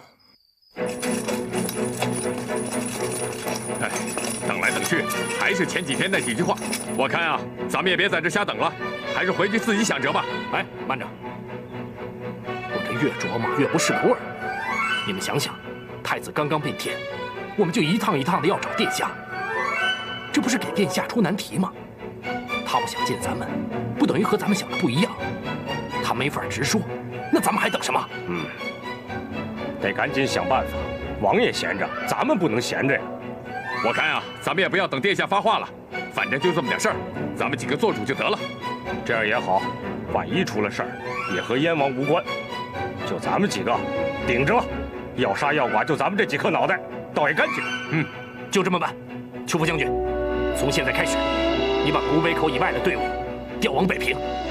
好。中等将军，北平城内的大小统领，上至参将，下至百户，全都换成咱们的人。好，抓住了大权，胡成一个小小的北平布政使，不过是个臭虫。走，我们现在赶快就去准备吧。好，没问题，走。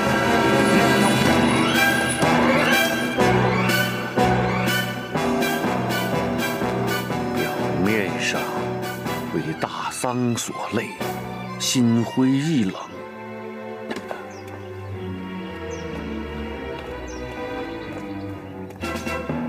暗地里却调兵遣将，磨刀霍霍。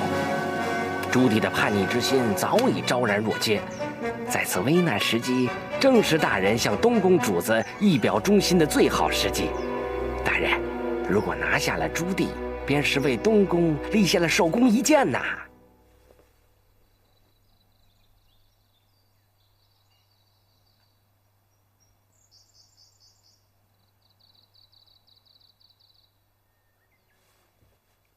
大师，本王这次学得如何呀？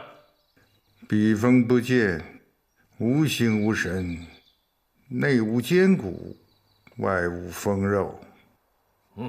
大师看都没看，从何说起呀？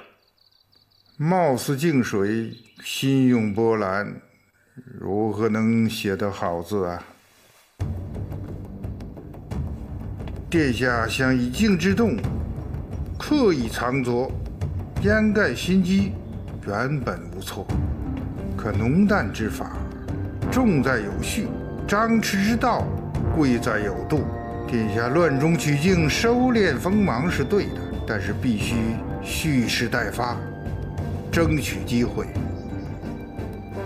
殿下如果打算静观其变，等着圣恩垂降，天上落下个太子来，得以名正言顺的一个贤明，那无疑是画饼充饥，自欺欺人。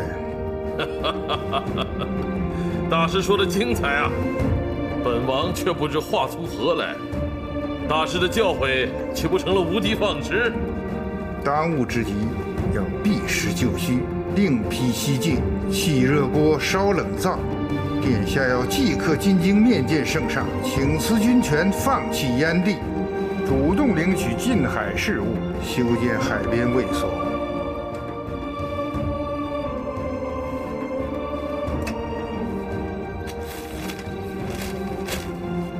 太子大丧期间，处心积虑挖空心思谋一己之私利。大师的话，恐怕有失醇厚吧？赌。争得大位，又何愁区区燕地？这就叫以燕地赌天下。哎，临摹了几个字，这手腕都酸了。哎，马和在。殿下，马和是告诉膳房，把昨天庄户送来的饭酒做上才几只，你陪大师一起用餐。本王累了，就散散心。是。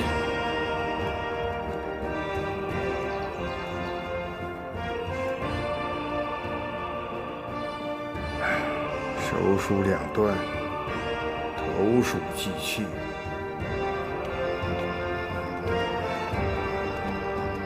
大人，京城送来的密件。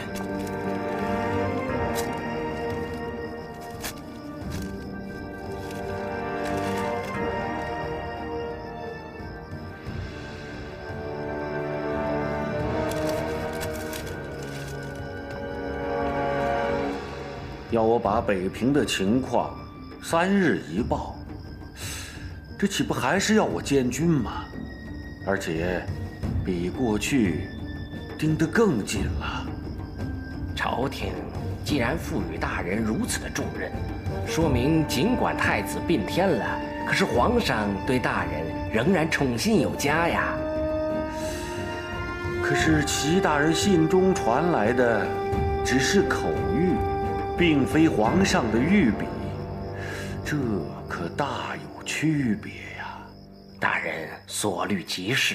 如果将来燕王被立为太子，那大人今日监军之事都将成为大罪呀。可是我如果不3日一报，又如何向朝廷交代呢？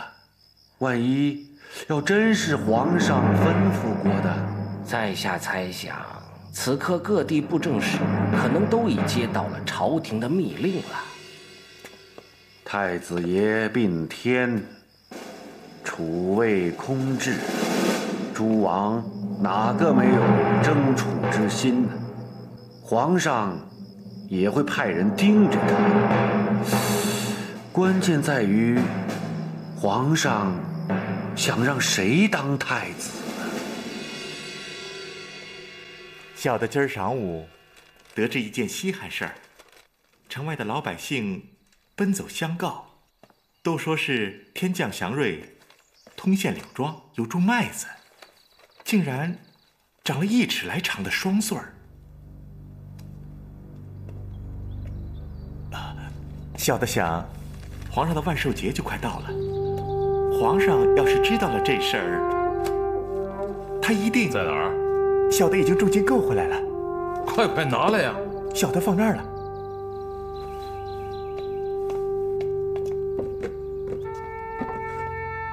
好，马和，你替本王办了件大事啊！多谢王爷。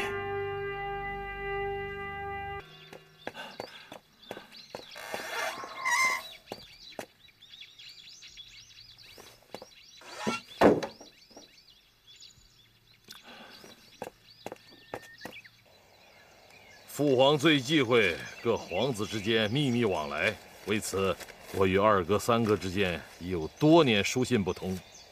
他们为什么要在国储未定的时候一起给我写密信呢？2位信使说，是王爷兄弟之间的寻常家书。家书有家书的规矩，应当叫驿站递送。可2位皇兄特意派出信使，千里迢迢把信送来，这不是欲盖弥彰吗？王爷明鉴。你还打探出什么消息了？王爷，秦王驻守在西安，晋王驻守在太原，两地相距上千里，为何2王的信使会同一天来到北平？是啊，那你问他们没有？小的问了，2位信使支支吾吾的，说是在城郊巧遇了，然后一同进的城。哼，说谎。小的也觉得是，可是，在谎话里面也能听出真情来。殿下，晋王的信使是从太原来的，秦王的信使也是从太原来的，这意味着秦王此时应该不在西安，而在晋王府上。完全可能。3月初5，秦王进京朝见父皇；4月初3，辞驾离京。照此判断，秦王就没返回西安，而是拐道去了太原。二哥三哥私下会晤，就不怕父皇问罪吗？道衍大师现在何处？大人，探子密报，秦晋二王给朱棣送来了密信。哦，你怎么看？3只猎狗都想抓1只兔子，可哪一只想抓又都抓不到，只好3只联合。等猎物到手之后啊，还得死掐，因为他们都想独占呐。哼，要是这3只狗，他们哪只也抓不着呢？啊？赶快准备，提前进京。好秦王，好二哥呀！自个儿放着皇上不当，非要做4弟的臣子，如此谦让的皇兄，古今罕见。这也许是我二哥的一片赤诚之心呢。据贫僧所知，洪武23年，燕王与秦王、晋王分别率师北征。燕王您斩敌数万，以怀柔之策收复元朝太尉阿里不花，解了大明一个劲敌。捷报传到京师，皇上大喜过望，赏赐殿下一匹西域的汗血宝马。秦王却嫉妒得近乎失态，当晚饮酒大醉，连杀了数位无辜的军士。敢问殿下，可有此事？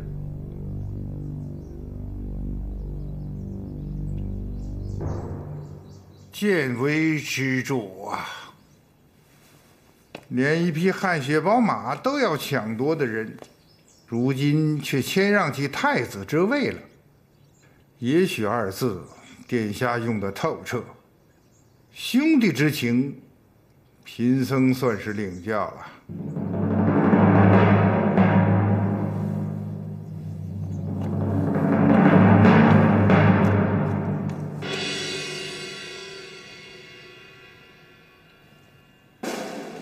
三哥还说，事成之后，要我统掌天下兵马，拱卫大明王朝。好啊，拿一个天下兵马大元帅换一袭龙袍，这就是所谓的兄弟情谊，尔虞我诈。兄弟之情这把软刀子，比任何刀剑都要锋利。此乃杀人无声，兵不血刃。哼，照你这么说，那帝王之家就只剩下了居心叵测、勾心斗角、情断意绝吗？可此一时彼一时，错不在人，而在天，在权，在天。因为你们出身王侯，注定不会再有凡人百姓的骨肉亲情；在权，因为你们为了一言九鼎，只能是你死我活。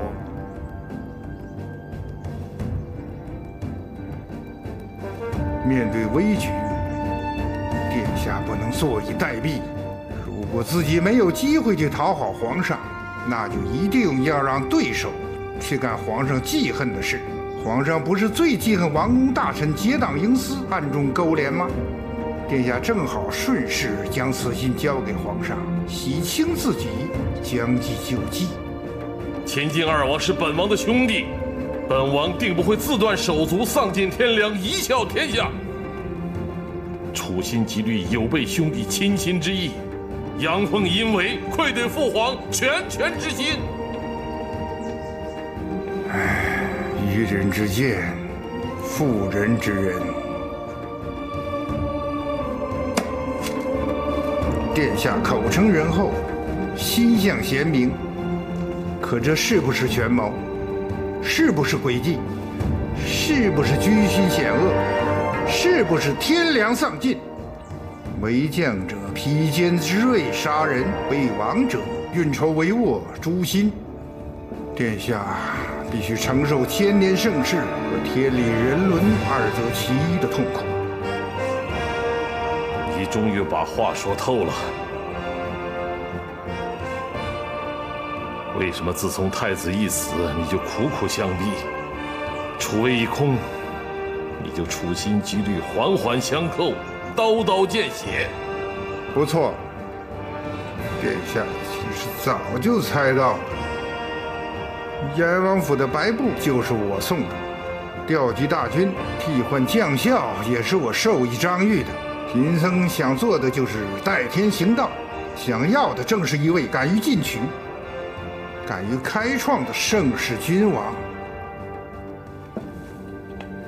你难道一定要让本王留下千古骂名吗？冯和尚直言相告，本王绝不会谋反，也绝不会认你摆布，做你手中的棋子。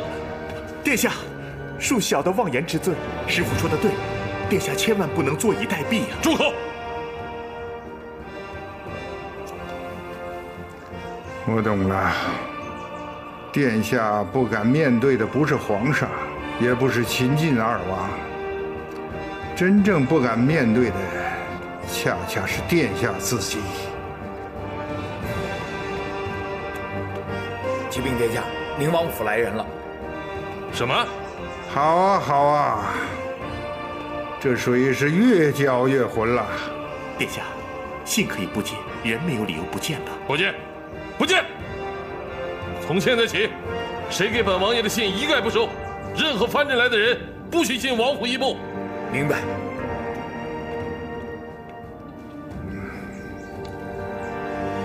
贫僧告辞。相赠一言：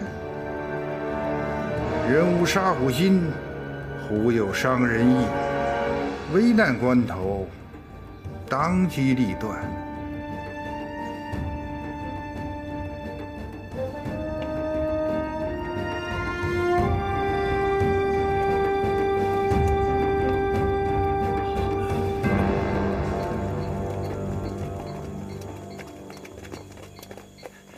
师傅，师傅，师傅，您别生气啊！您的话真是振聋发聩，殿下一定会接受您的点话。也只有您才能够帮助殿下化险为夷呀。如果真是这样，那贫僧可就危险了。为什么？谋士如果比主子还要高明，这谋士岂不是危险吗？师傅，您是说假的、装的？殿下在我跟前装糊涂打哑谜，贫僧的雕虫小技，燕王其实早就看透了。他只是想说而不能说，想做又有所顾忌。老衲只能替燕王说出他的心里话。可是殿下，他为什么一定要这么做呢？要明白，殿下雄才大略，悟性极高。在他面前，老衲即使是胸怀千军万马，口中也只能道出半截，另一半让燕王自己去斟酌。如此一来，应对之策就成了燕王自己的了，而不是老衲教他的。师父，殿下还没有登基，师父就如此小心，将来王爷要是当了皇上以后，你们俩如何相处啊？燕王如果当了皇上，断然是伴君如伴虎。哎，难呐，当仆人太笨了不行，聪明那就更危险，真是太难了。主仆之间确有万般难处，但学问二字偏偏就在难处中得来。世上如果无难处，也就没有所谓的学问了。弟子明白了。不，你还没有真明白。真明白的人不会这么快就说自个儿明白了。你听着，对你而言，最崇敬的人是燕王，最可怕的人也是燕王。对于燕王而言呢，最崇敬的人是父皇，最可怕的人还是父皇。燕王在你面前是主子，在皇上面前就是奴仆，懂了吗？燕王与你一主一奴，但主奴的命运却又暗中相通，这就是天道。一物生一物，一物又克一物，天道无常，万物峥嵘。马和，人生有贵贱，但是功业的高低不在于是主是奴，全在于自个儿的造化。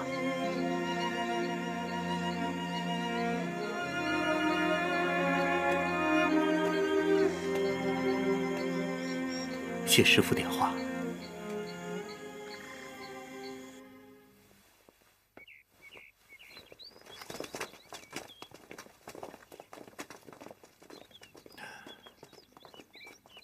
殿下，小的刚才按照殿下的吩咐追到了客栈，想把宁王的人请过来面见殿下。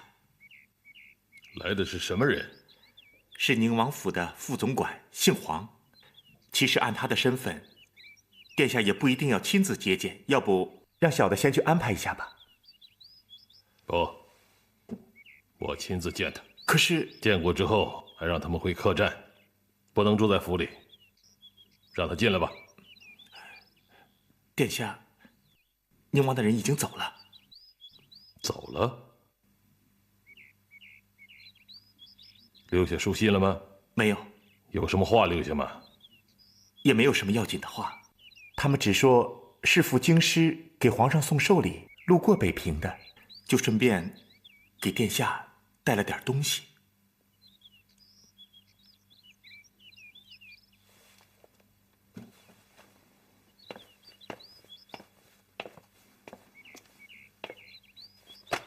什么东西？200斤茯苓。茯苓？是啊，殿下，茯苓乃去火之药，可时下已过中秋，按说是讲进补了，宁王殿下却千里迢迢的从大宁给殿下捎来这不应景的东西，这真是千里送鹅毛啊！茯苓之意不在天气凉热，而是意味无穷啊！宁王是不想让殿下趟那个浑水，也算是去火，定神。唉，火烤之余，尚有茯苓牵挂抚慰，足见人心冷暖。宁王和殿下是好兄弟，这茯苓大有益处啊。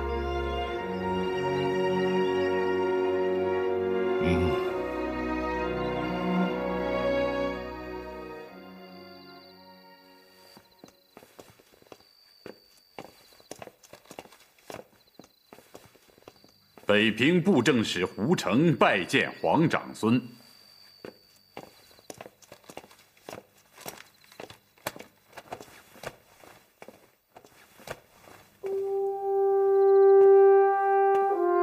胡成，你还认得我吗？太公子，我可见着您了，想死下官了。免礼，起来吧。谢太公子。这位是当朝大儒，我的师父方孝孺。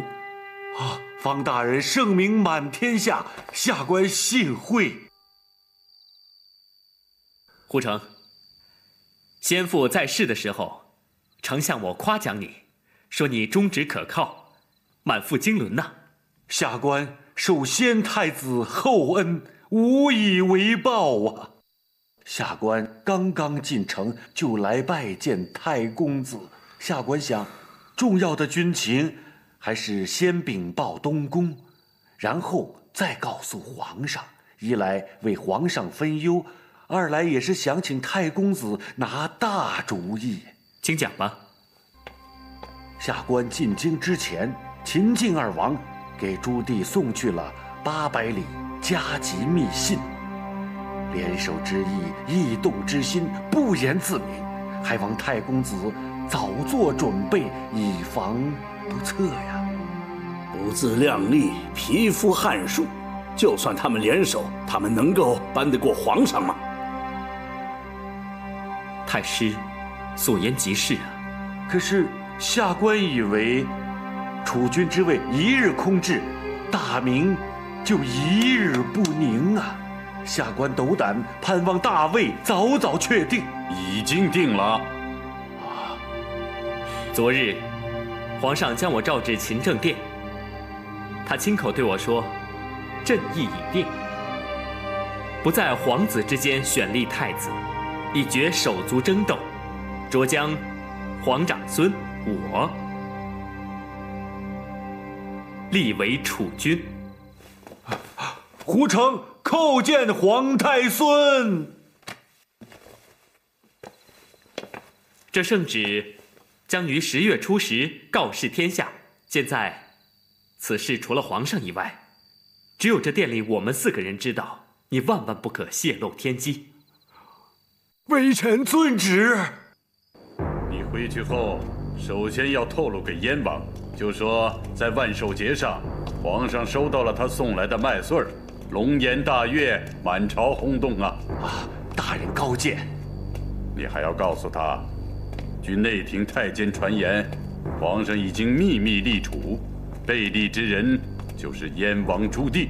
朱棣以双穗麦子为寿礼，邀宠之心昭然若揭。祥瑞出在燕地，朱棣是在为自己造势。此话等于是说，北平乃龙兴之地，那儿将腾飞出又一个帝王。啊，哼！皇上乃千古未有的圣君，洞察秋毫，会看不出朱棣这点小把戏吗？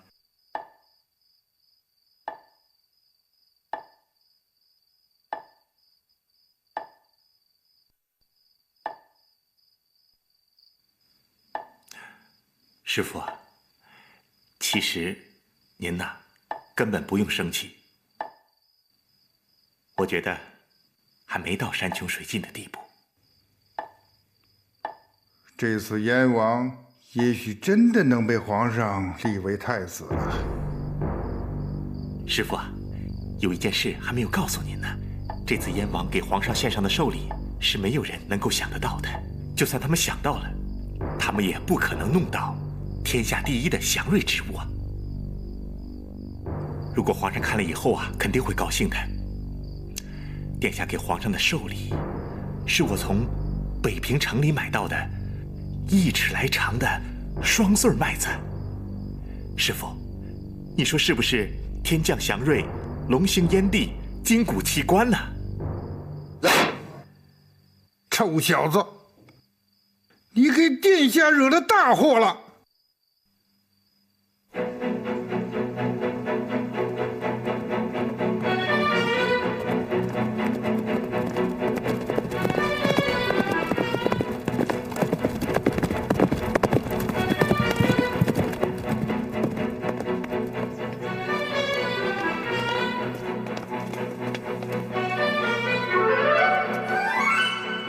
燕王朱棣、北平布政使胡成接旨。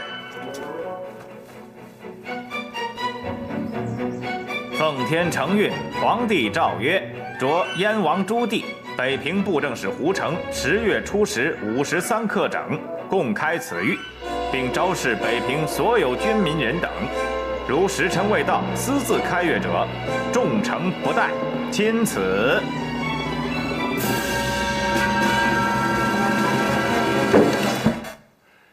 师父，师父啊，圣旨下来了。圣旨与贫僧何干？你赶快过去帮殿下拿个主意吧。我想这件事情一定跟立储有关。立储有关殿下何事？说不定没有什么说不定的。立储之举已成定局，而储君必然不是燕王。胡大人言过其实了吧？哎，王爷，您是没看见呐。那天，百官齐聚奉天殿，下官呈上天赐祥瑞，皇上半天没说话，两眼盯着银盘中的麦穗儿，激动得满眼是泪呀。不但皇上落泪，满朝的文武大臣纷纷跪地，垂泪高呼：“天降祥瑞，盛世之兆，吾皇万寿无疆，万岁万岁万万岁！”这第二喜是在当晚，皇上在奉天殿赐宴群臣，席间，皇上把下官召至面前，拉着下官的手，只说了一句话，3个字：好兆头。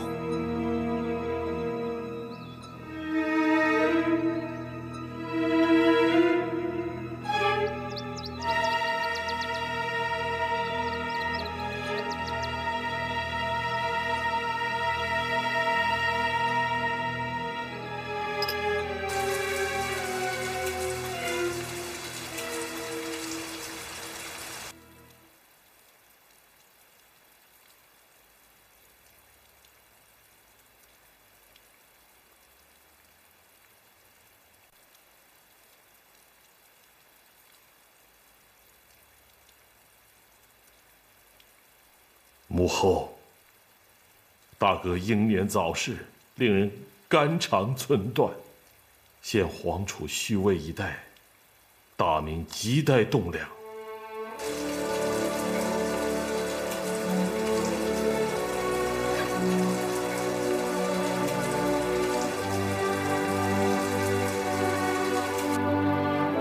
母后，儿臣久居北平弹丸之地。如大鹏秋于牢笼，无昊天可以展翅；如蛟龙困于大漠，无沧海可以飞腾。愿母后在天之灵，能够庇护儿臣，精忠报国，大志可展。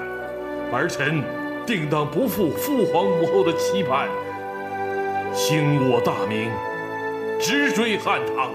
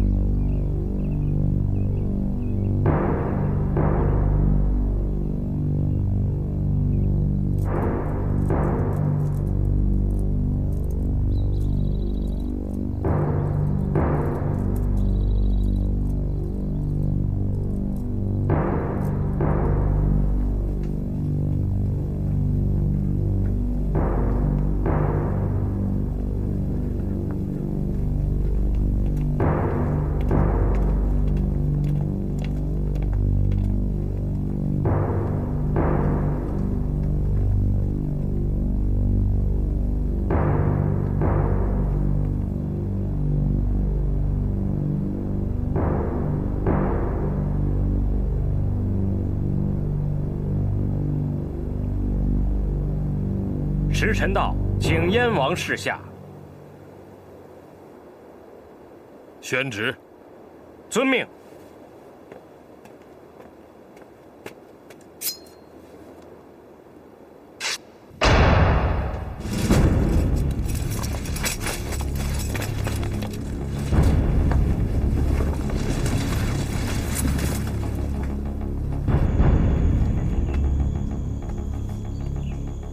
奉天承运，皇帝诏曰：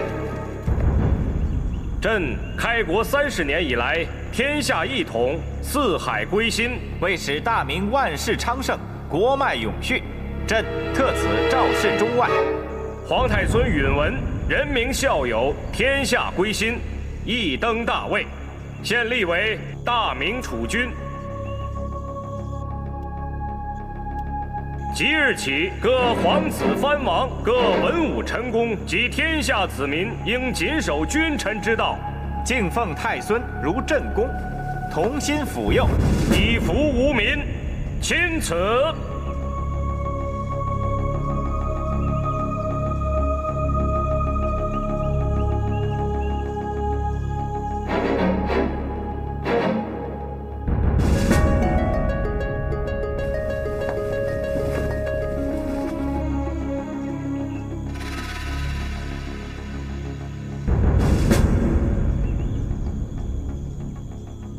儿臣接旨。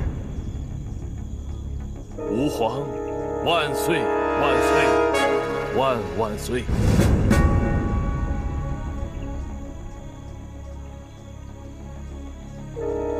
吾皇万岁万岁万万岁！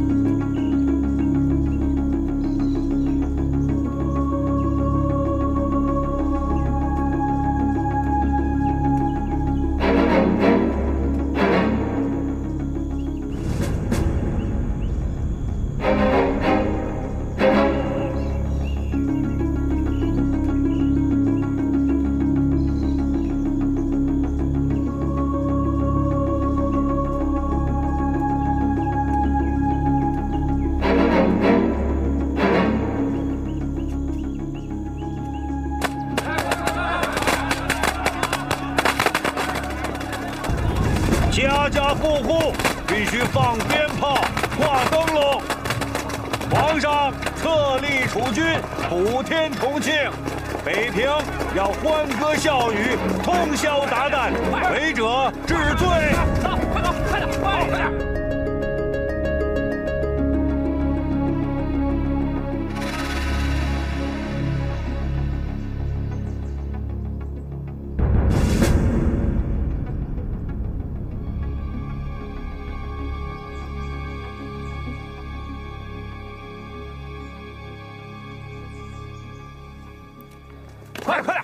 哎呦！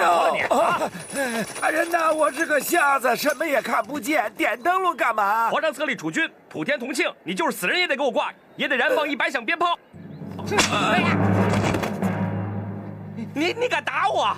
欺辱老百姓，祸害乡里，爷爷就是要教训他。想闹事，来人，在上。是。敢跟爷爷玩硬的，给我上！上！主脑，你有种把他的脑袋砍下来，让本大人瞧瞧。你来人呐，把他给我绑喽！是。你们把他带走容易，再想把他给我送回来，可就难了。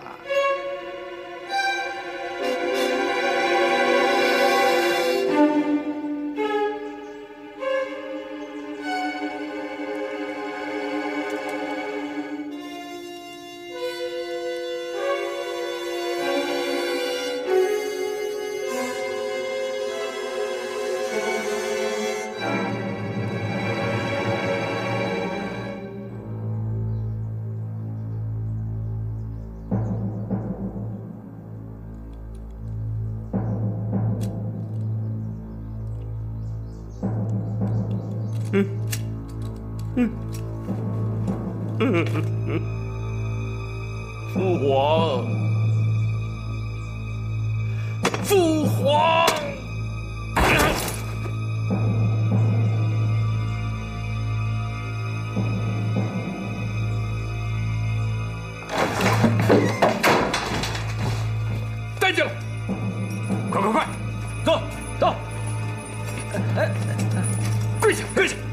跪下！跪下！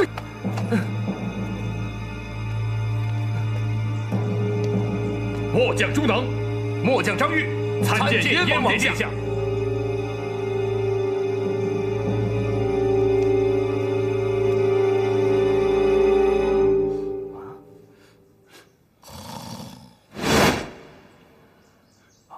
殿下，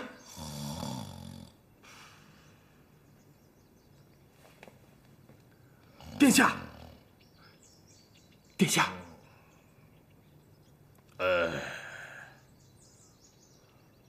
殿下，狗光胡城带着一群恶奴欺压百姓，祸害全城。他们逼着家家户户挂灯笼、放鞭炮，连病人和瞎子都不放过。末将和张玉将军绑了一个，请殿下发落。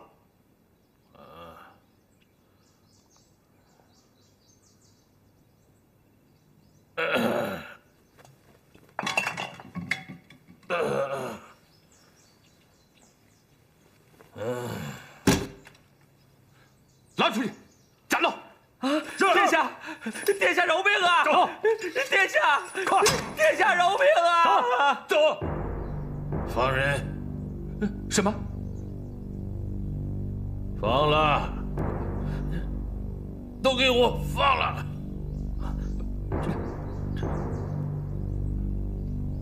快！放了，放了，放了！快快快，他出去放了！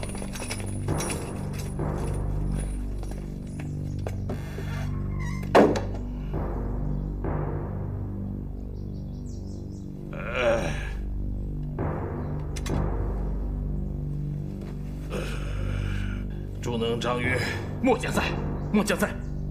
你们干的好事，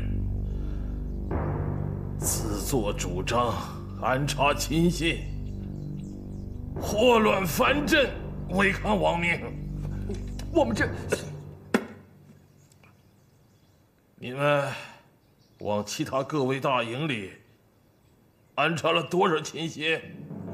我们也是为了王爷，对呀，以防不测。住口！你们这是结党营私，图谋不轨。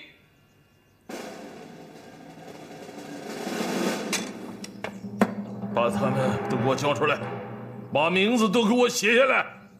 本王要进京面见父皇，将他们以违令之罪从重惩办。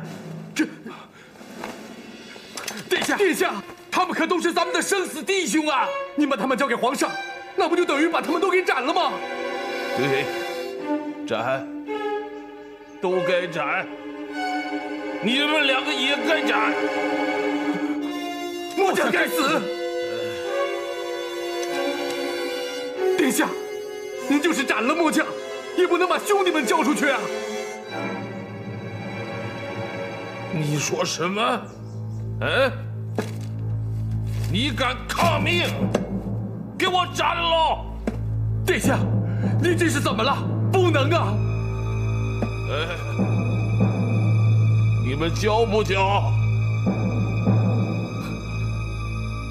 殿下，您斩了我吧，朱能一个人抵罪。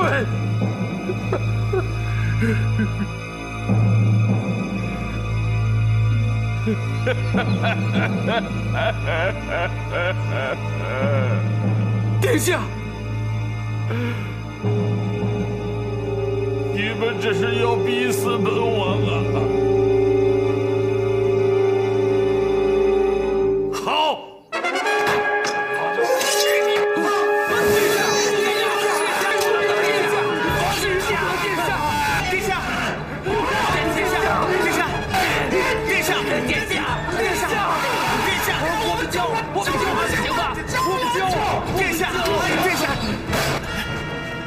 殿下，您醒醒啊！殿下，殿下，